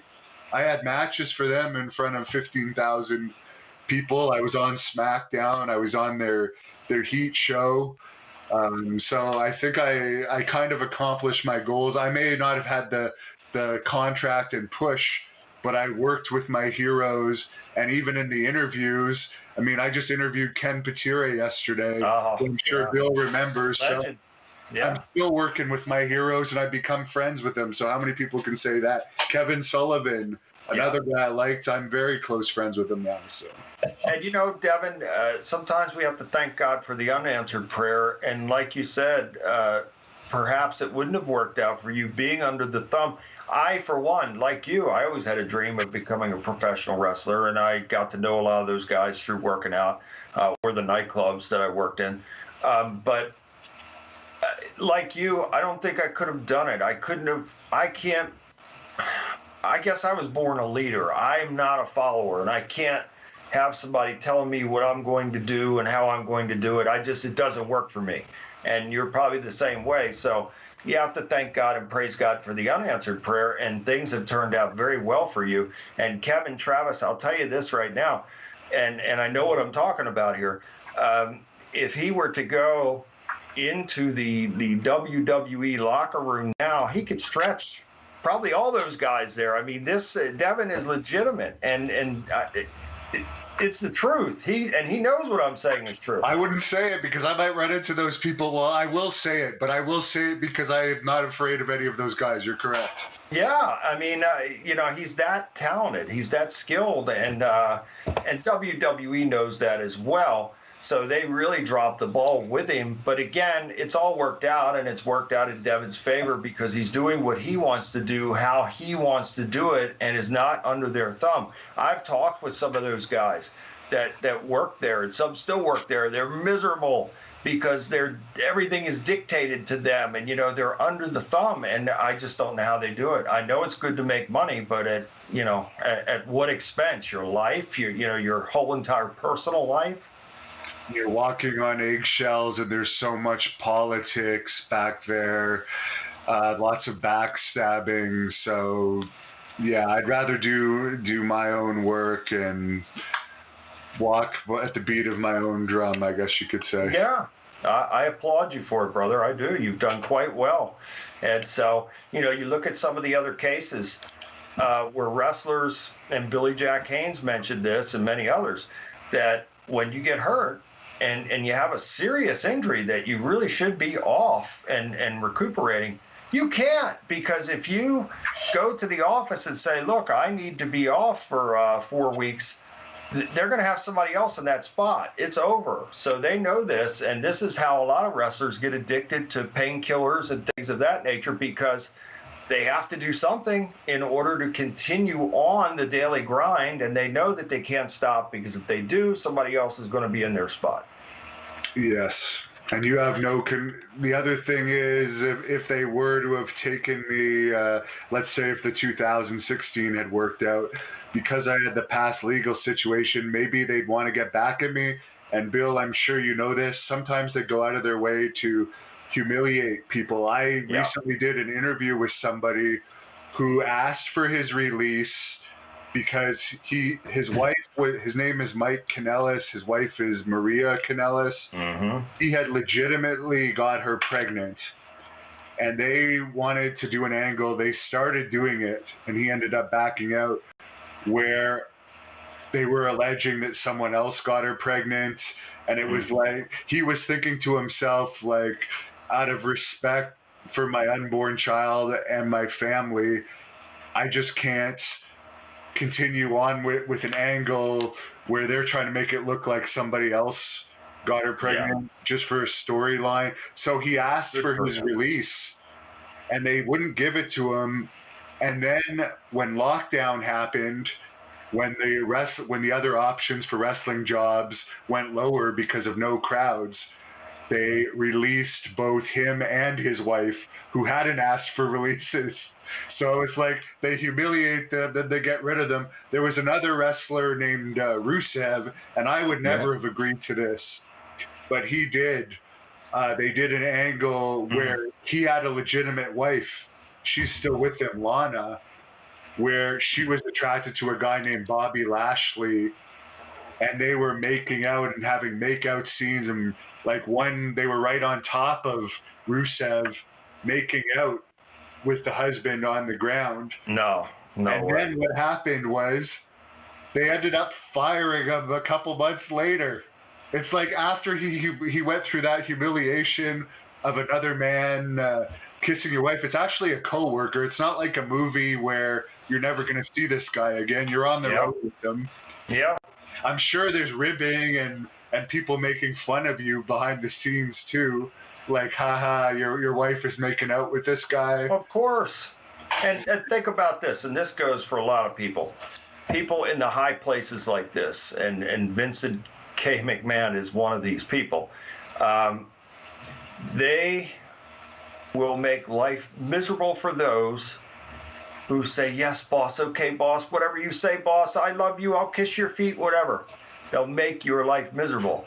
But the man that stands up and says, nah, you're not doing that to me, pal, that's the people that they respect. And so good for Kanellis that he got out of there.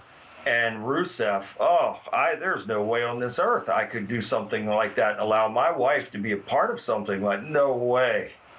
Well, he's over on AEW now. He's turned up on AEW.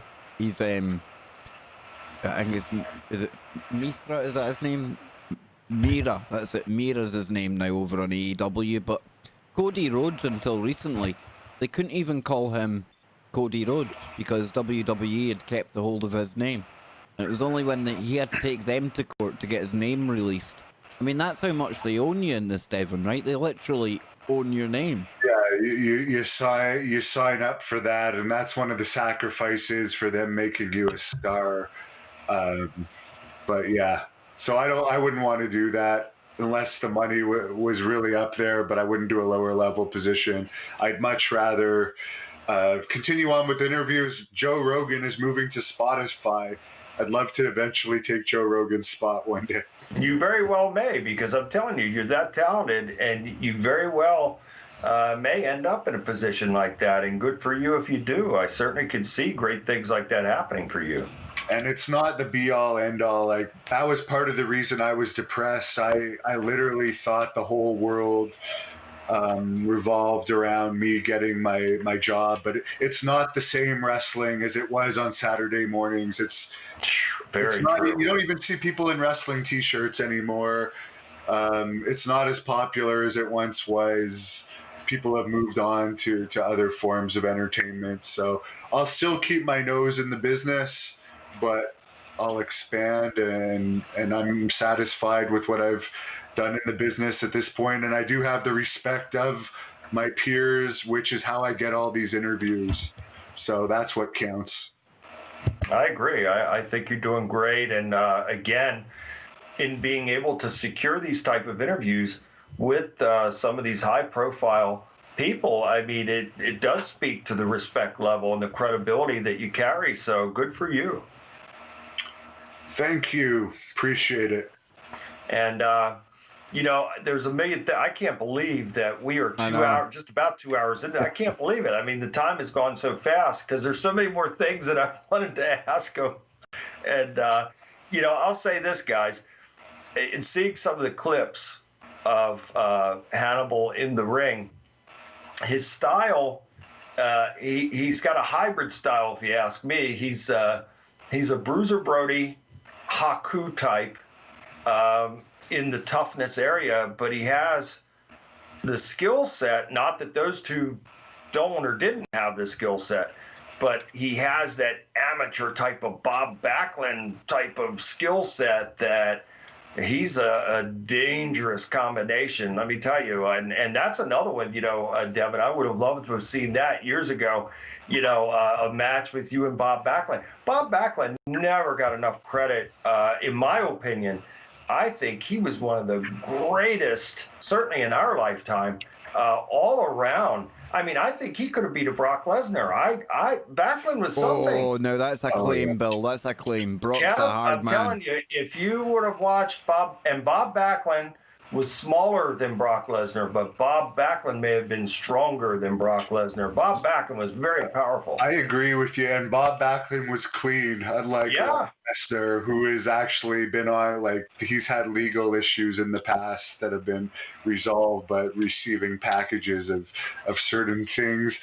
And he also failed the UFC drug test. But Bob Backlund, I think he was also a great heel when he did the Mr. Backlund character. I was at some house shows when he was doing Mr. Backlund, and nobody was cheering him.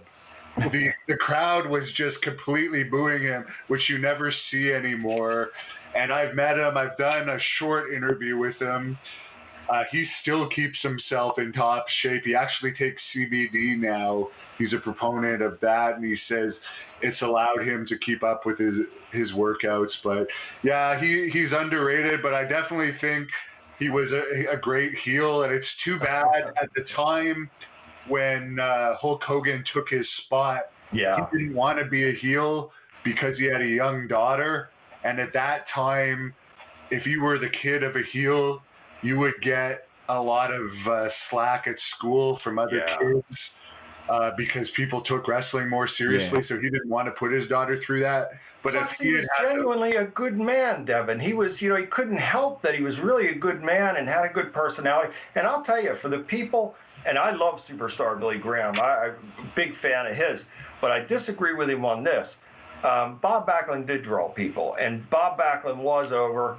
And Bob Backlund did sell out the Garden, and people were really into Bob Backlund, and maybe it started to wane right before the Hulk Hogan years.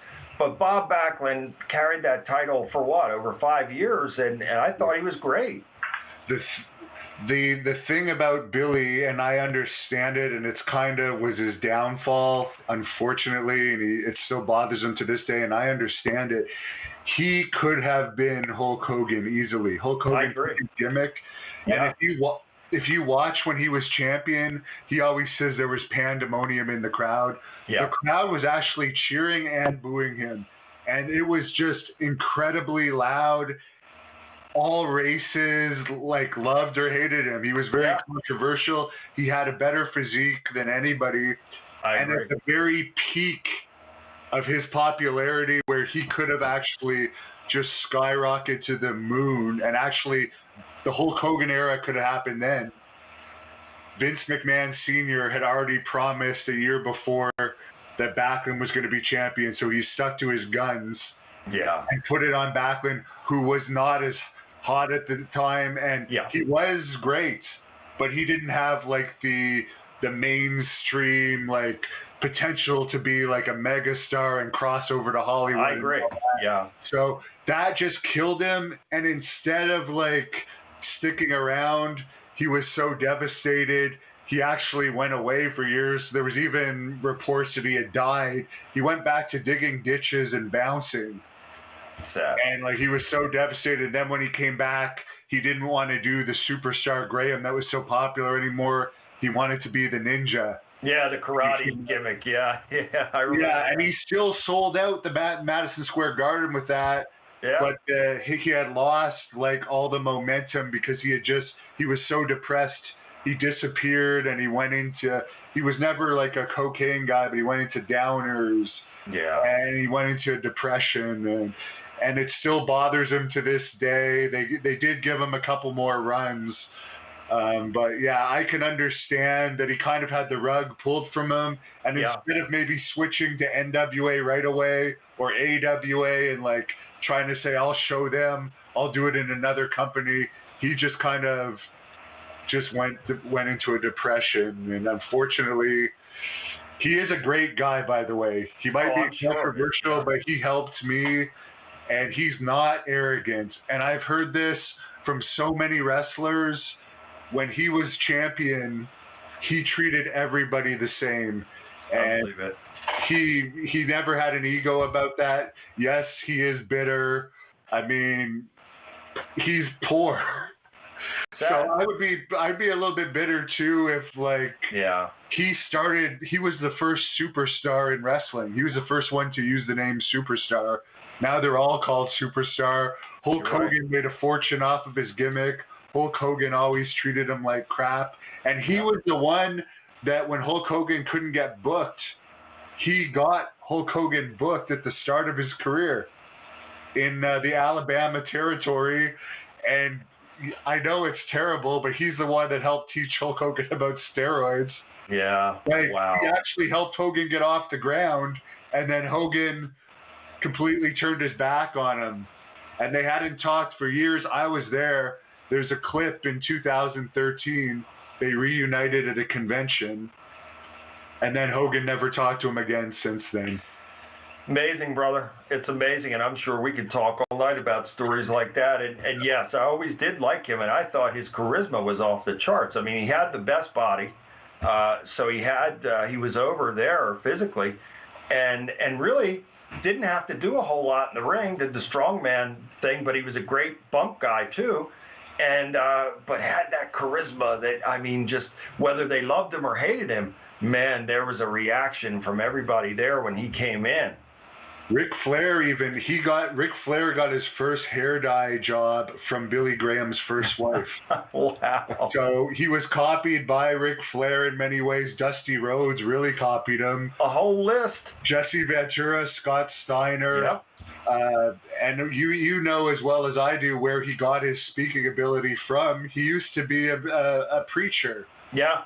So that's why he took the name Billy Graham. Yeah, yes, because he loved Billy Graham. Yeah. He went off the road a bunch of times, like many of us do. Yeah. But he still is religious. There's even he even did some religious wrestling shows at one point in time that were well attended. One of them had over 10,000 people. Wow. At one of these mega churches in Phoenix. So yeah, he's a good guy. Yes, he has his bad sides, but his heart is really good. God bless him. Bruno loved him.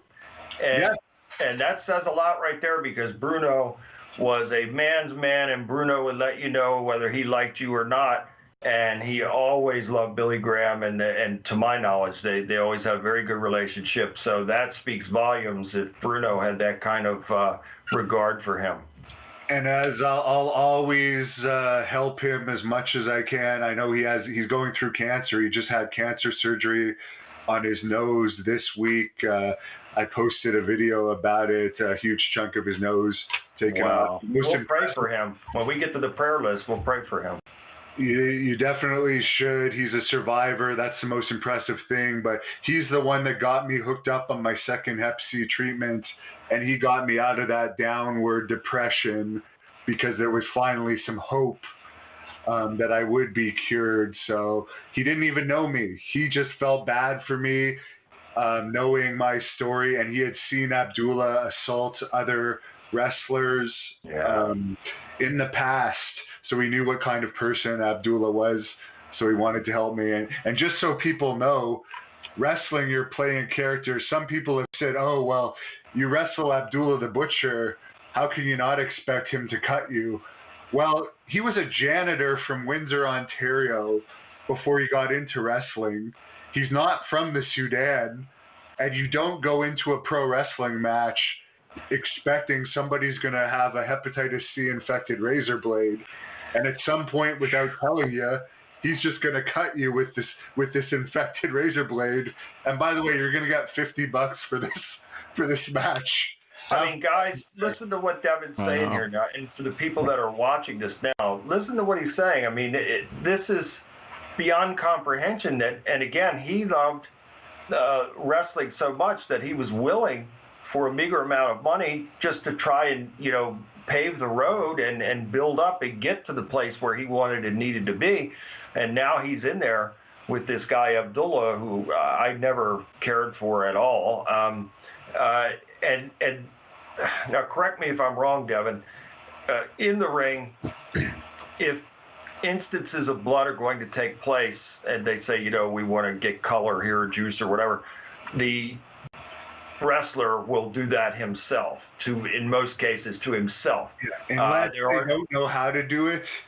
And then in that case, they will ask. Some people are squeamish about doing it, and then they'll ask. But that's in the case where someone else does it, it would be previously discussed, and they would have a clean blade to do it.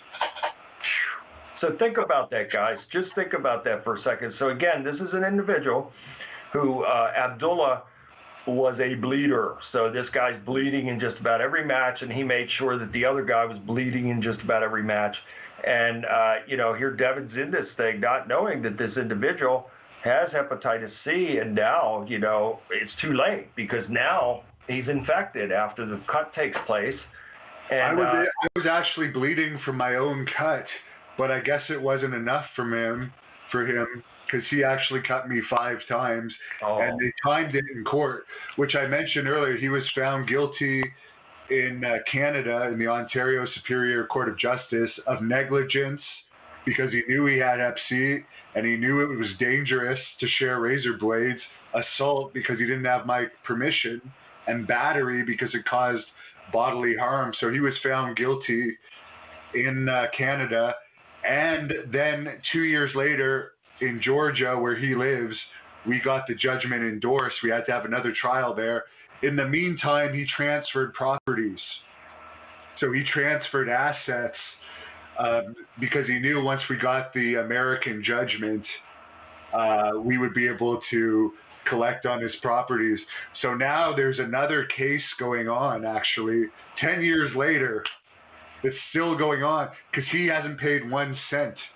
And I was just going to ask you that. Have you collected anything? And you just answered, wow, so not 1 cent from this. So there's a new case that has to do, it's called Fraudulent Transfers, because those are illegal transfers that he made. He basically gifted properties to family and friends.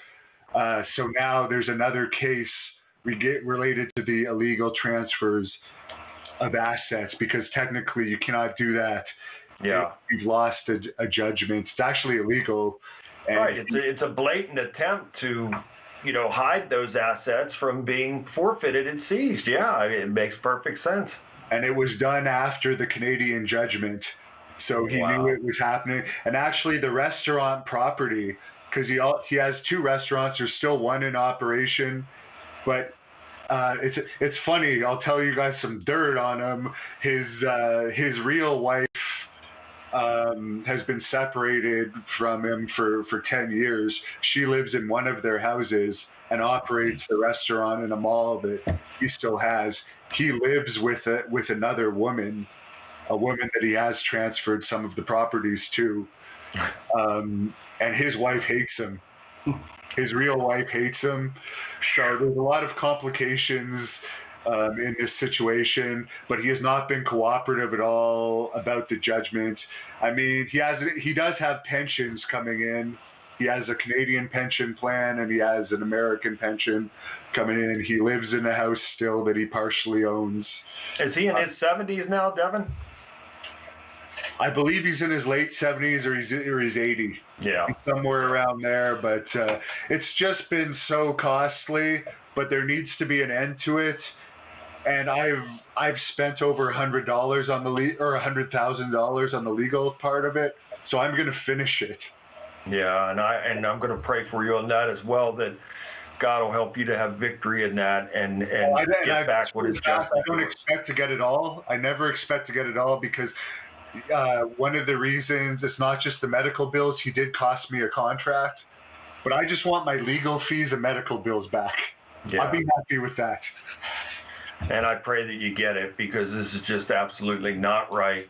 And furthermore, and Kevin, Travis, I don't know if you know who this individual is. If not, just punch up Abdullah the Butcher on YouTube and you can see some of his matches, which are absolutely gory. I mean, this guy would carry a fork and other types of things in, and like Devin said, whether it be that or a blade or whatever, you know, he's cutting people open. And here, you know, the whole time this guy's got a disease, hepatitis C, and he's cutting other wrestlers open, and then, you know, his blood and the wrestler's blood are mixing together, and all. It's just terrible. And Billy Graham wrestled him 9 times, and Billy had hep C. He had a liver transplant due to it. He finally got cured a few years ago, but like, there's at least one connection of another guy he wrestled. And I wondered that myself when I was thinking about you, and you mentioned Billy Graham, you know, some of his difficulties, and I wonder if he did, in fact. We'll never know, but you know, I wonder if he did contract it from him. Yeah, if there wasn't the video of the sharing of the blade, I wouldn't have had a case. But it's so hard to prove in any other case. But the doctor, we had the same genotype. There's multiple genotypes. I was tested shortly before the match and was clear, and then he had it for a long time. And then when it's 2 people bleeding, blood is flowing outwards. So just by the sharing of the blade, it just increases the percentage by so much. And as I said, he wasn't actually found guilty of the transmission. It was just negligence, assault, and battery. So. Just a terrible, terrible situation. But I'll say this, despite it all, God has brought you full circle and has helped you to be in a place that is a good place, and you're doing very well in your life, and I praise God for that. So there is a silver lining to this, and I hope ultimately you can collect and at least, like you said, get your medical expenses and court fees and all that kind of stuff back. I mean, that would be great, and I pray that it happens for you. So again, Devin, I'm going to shut up and let these 2 guys, I'm sure they want to, and we got to have you back. I hope you come back, because there's so much more that I want to ask you, and I'm sure they do as well. So hopefully we'll have a part 2. But I'm about to have to have another bathroom break for this, so we could get maybe another question or 2 in. And sure. I appreciate that you guys had me on. Because that's like nearly 2:30 over here at 2:30 a.m. in the UK. We'll be here all night. You're a trooper. I know, dude. I work off East Coast time, so it's okay. But Travis, you've got a last question for Devin, then we'll start to wrap it up. How's that sound? That's great. I was going to say, I don't really have a question. I just want to thank you so much for coming on the show, being part of it. Love the conversation we've had. And like Bill said, really want to get you back on. Would love to talk more about UFO disclosure, especially once you watch Skinwalker Ranch, the series. Definitely want to talk about that and some of the other experiences. But thank you so much for being on the show. It's been an extreme pleasure. I'll find a way to watch the series, and we could do a special on it. Sounds good. Fantastic. That sounds really, really good. And again, just to second what Travis said, brilliant getting to know you here today. Love to speak to you again. And what an amazing story, you know, what you're sharing there with us about your experience with the wrestling. So thanks a lot for coming on, man. Thank you. And for the fans out there on your channel, thehannibaltv.com is my website. I am on Twitter at Devin Hannibal, DEVON HANNIBAL. We are on Instagram and Twitter also at the Hannibal TV and Facebook at the Hannibal TV. So thanks a lot. And yeah, I'll have to have Bill on again soon. Can't wait.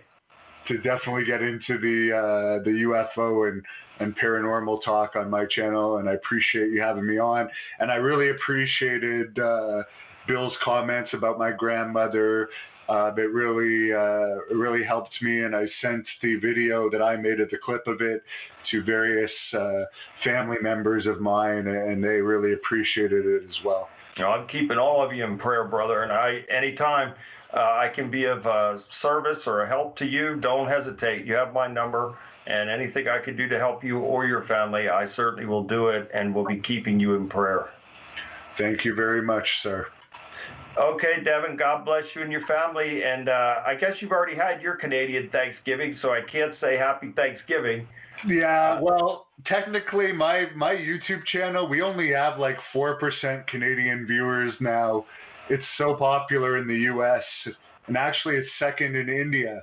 So I feel like I'm an honorary American. One day I hope to have a residence there for at least the winter. So happy Thanksgiving to all of you and all the American fans watching. Fantastic. Well, happy Thanksgiving, Devin, to you and your family. And we can't wait to have you back for the part 2, and then looking forward to coming on to your show as well. Excellent. Have a great evening, everybody. You too, my brother. Too, man. You too. That was awesome stuff. We could have talked all night with him. Yep, that was really cool. That nice guy. You did say that was going to be a good show, Bill. What a story that is, you know. Damn, that character Abdullah. What a piece of work that is. But his whole life, you know, the wrestling, what he achieved before he got to that kind of level, and to have it taken away like that, and then go through everything else. Wow.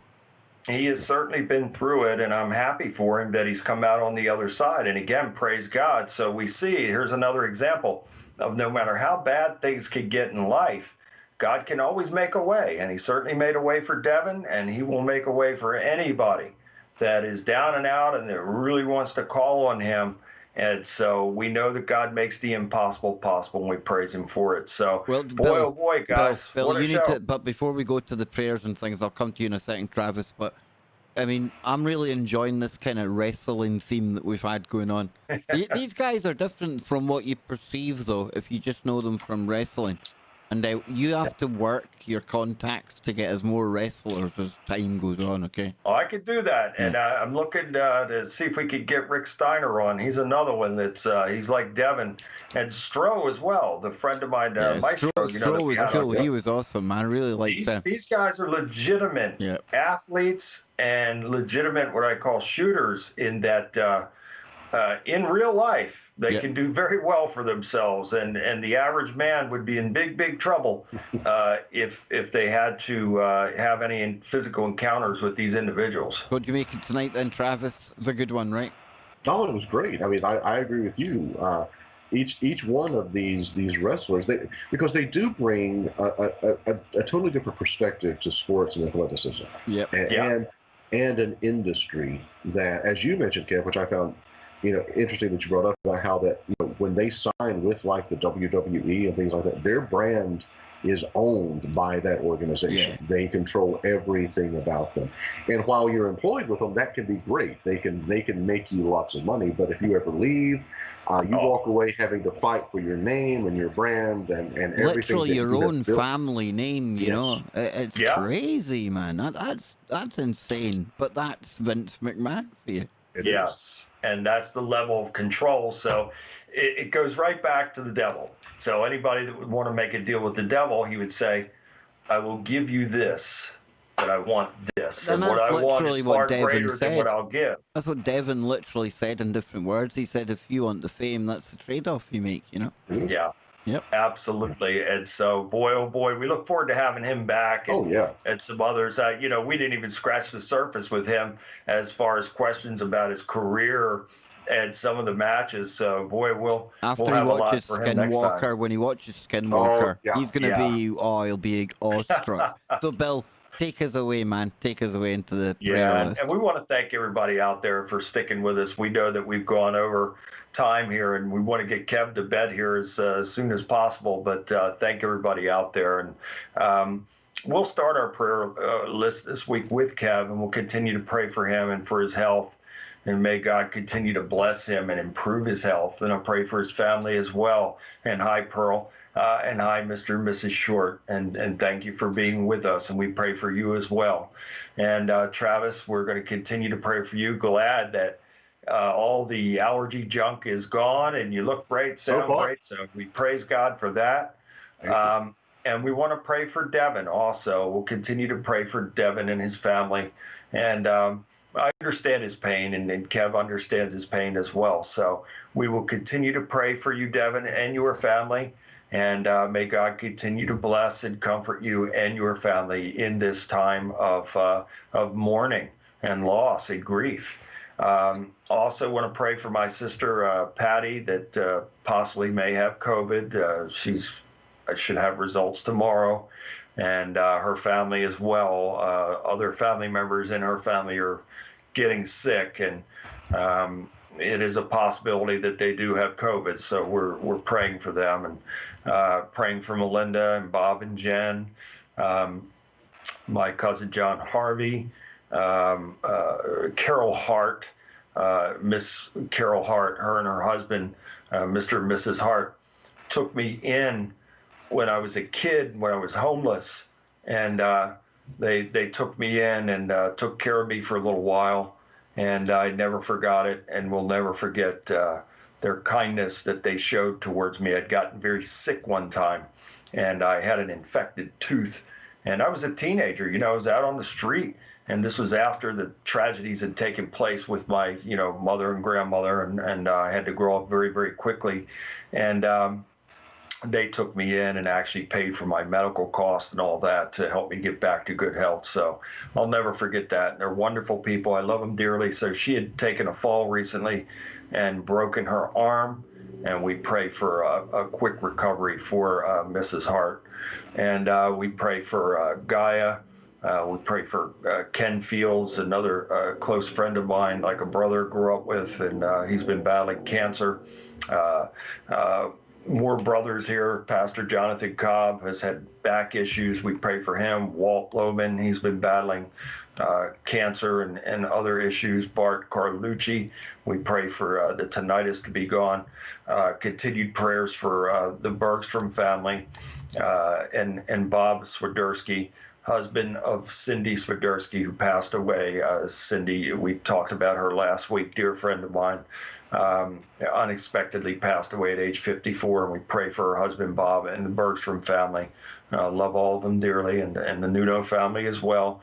Loving God bless them, and brother Steve Wolf, Kathy Smith and her family, Josh and Kara, Dave and Shar, Rachel and David and their children in Oklahoma, Aaron, Frank, Cheryl, and Faith, Sharon Vince, Alex Mosley, Sue Beckner and her family, Marisol Vasquez, Heather Sanchez, James Woodward, Rhonda Brown, Audra Henn, Jan Woodward, Casey Kern and her family, Chester Holland, Annette, Munich, Mario Mithril, Michael M. Pease, Helen Carr, Dr. Rudolph Garza and Mary, Jose Velez, Charlene, Cheryl Rundles, Alyssa Coliano, Max Ritchie, Brianna Offman, George Brooks, Jim Kelly, Rudy and Louise,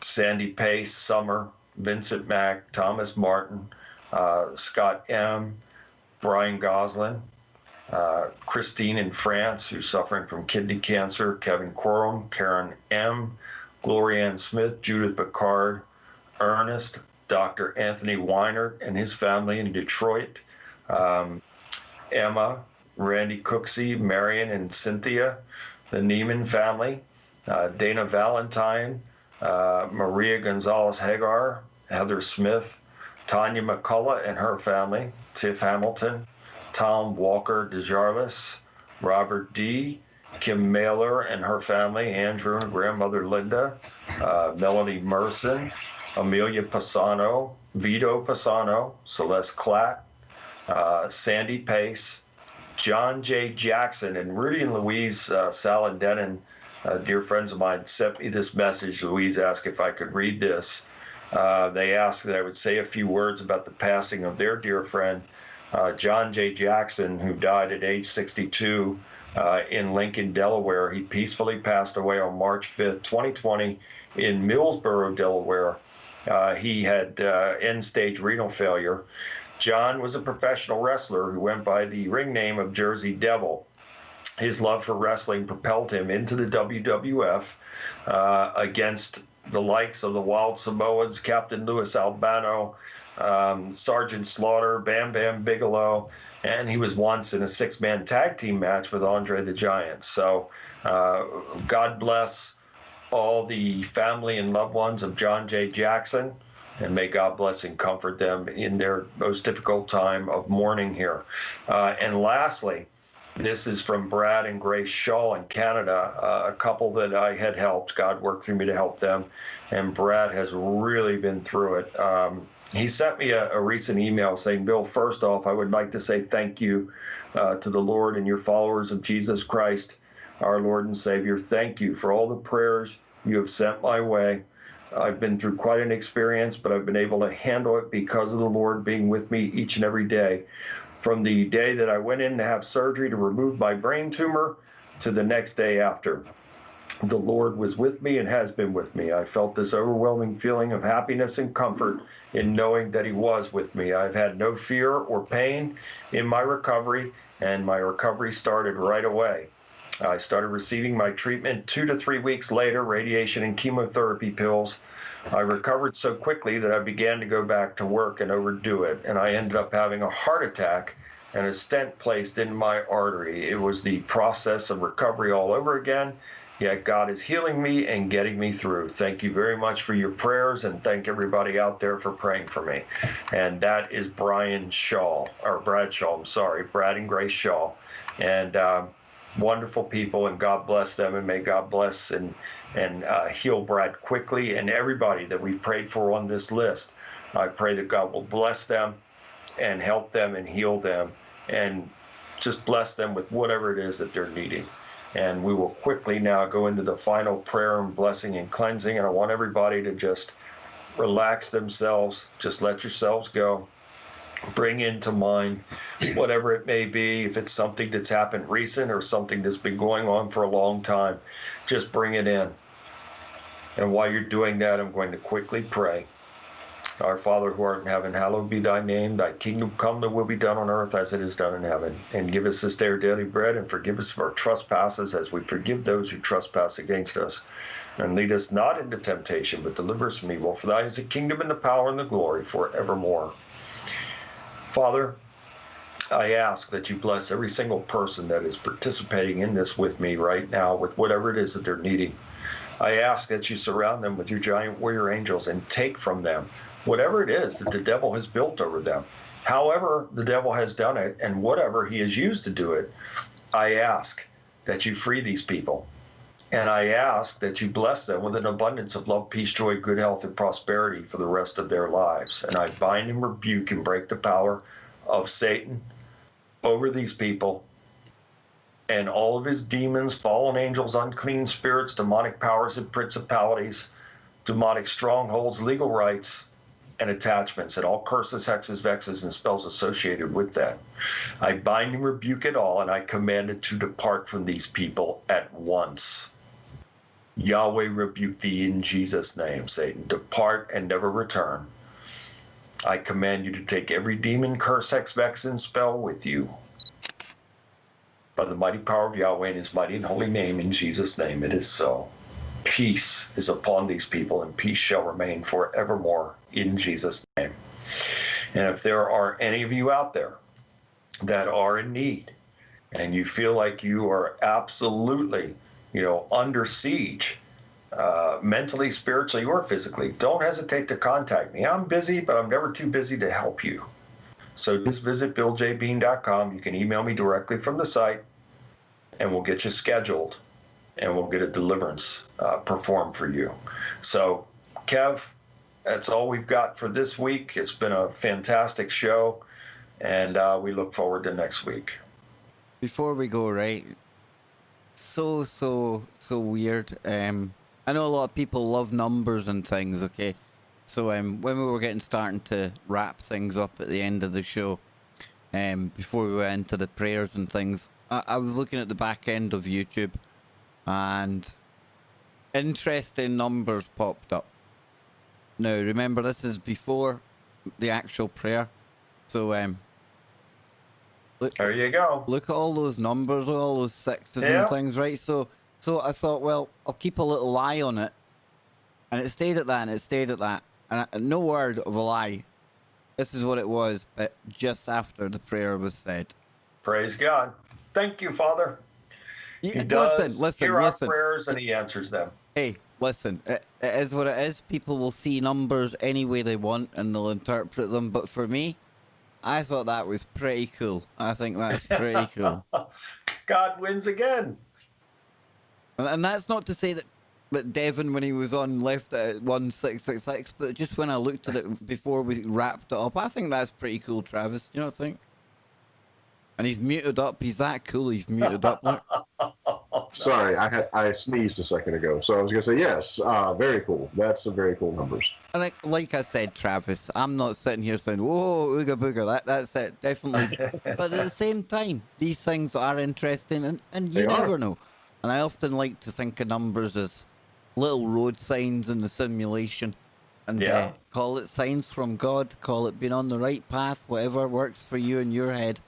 It always makes me smile anyway, Bill. That's for sure. I'm with you 100%, and we just praise God for always working through us to bring truth, and I always pray that before every show that he'll help us to speak truth and bring blessings to everybody. And so that is my goal, and I know it's you guys, your goal as well, before every show, that we can be a blessing to everybody out there. Who we got next week, Bill? Quickly before we wrap up for the night. I'm losing out on beauty sleep here.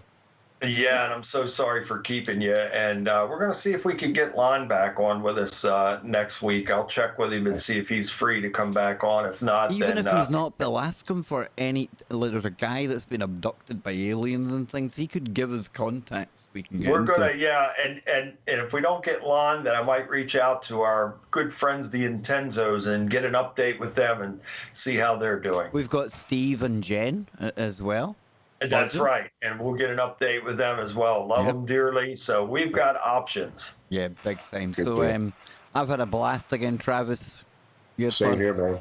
Yeah. Same here. So until next week, folks, hope you've enjoyed this. But faith, strength, and courage. Remember to visit Bill Bean's website, billjbean.com. Me and Travis were over on Twitter. Bill is on Facebook. Travis is on Facebook, but I'm only there in spirit. I haven't even made one post. My digital avatar is there, but only so I can talk to these guys, my mum, and that's about it. So don't think if you have requested to be my friend over there, please don't take it personally. I don't use this thing. So guys, it's been a blast again, and like I said, faith, strength, and courage. Until next week, good night and God bless.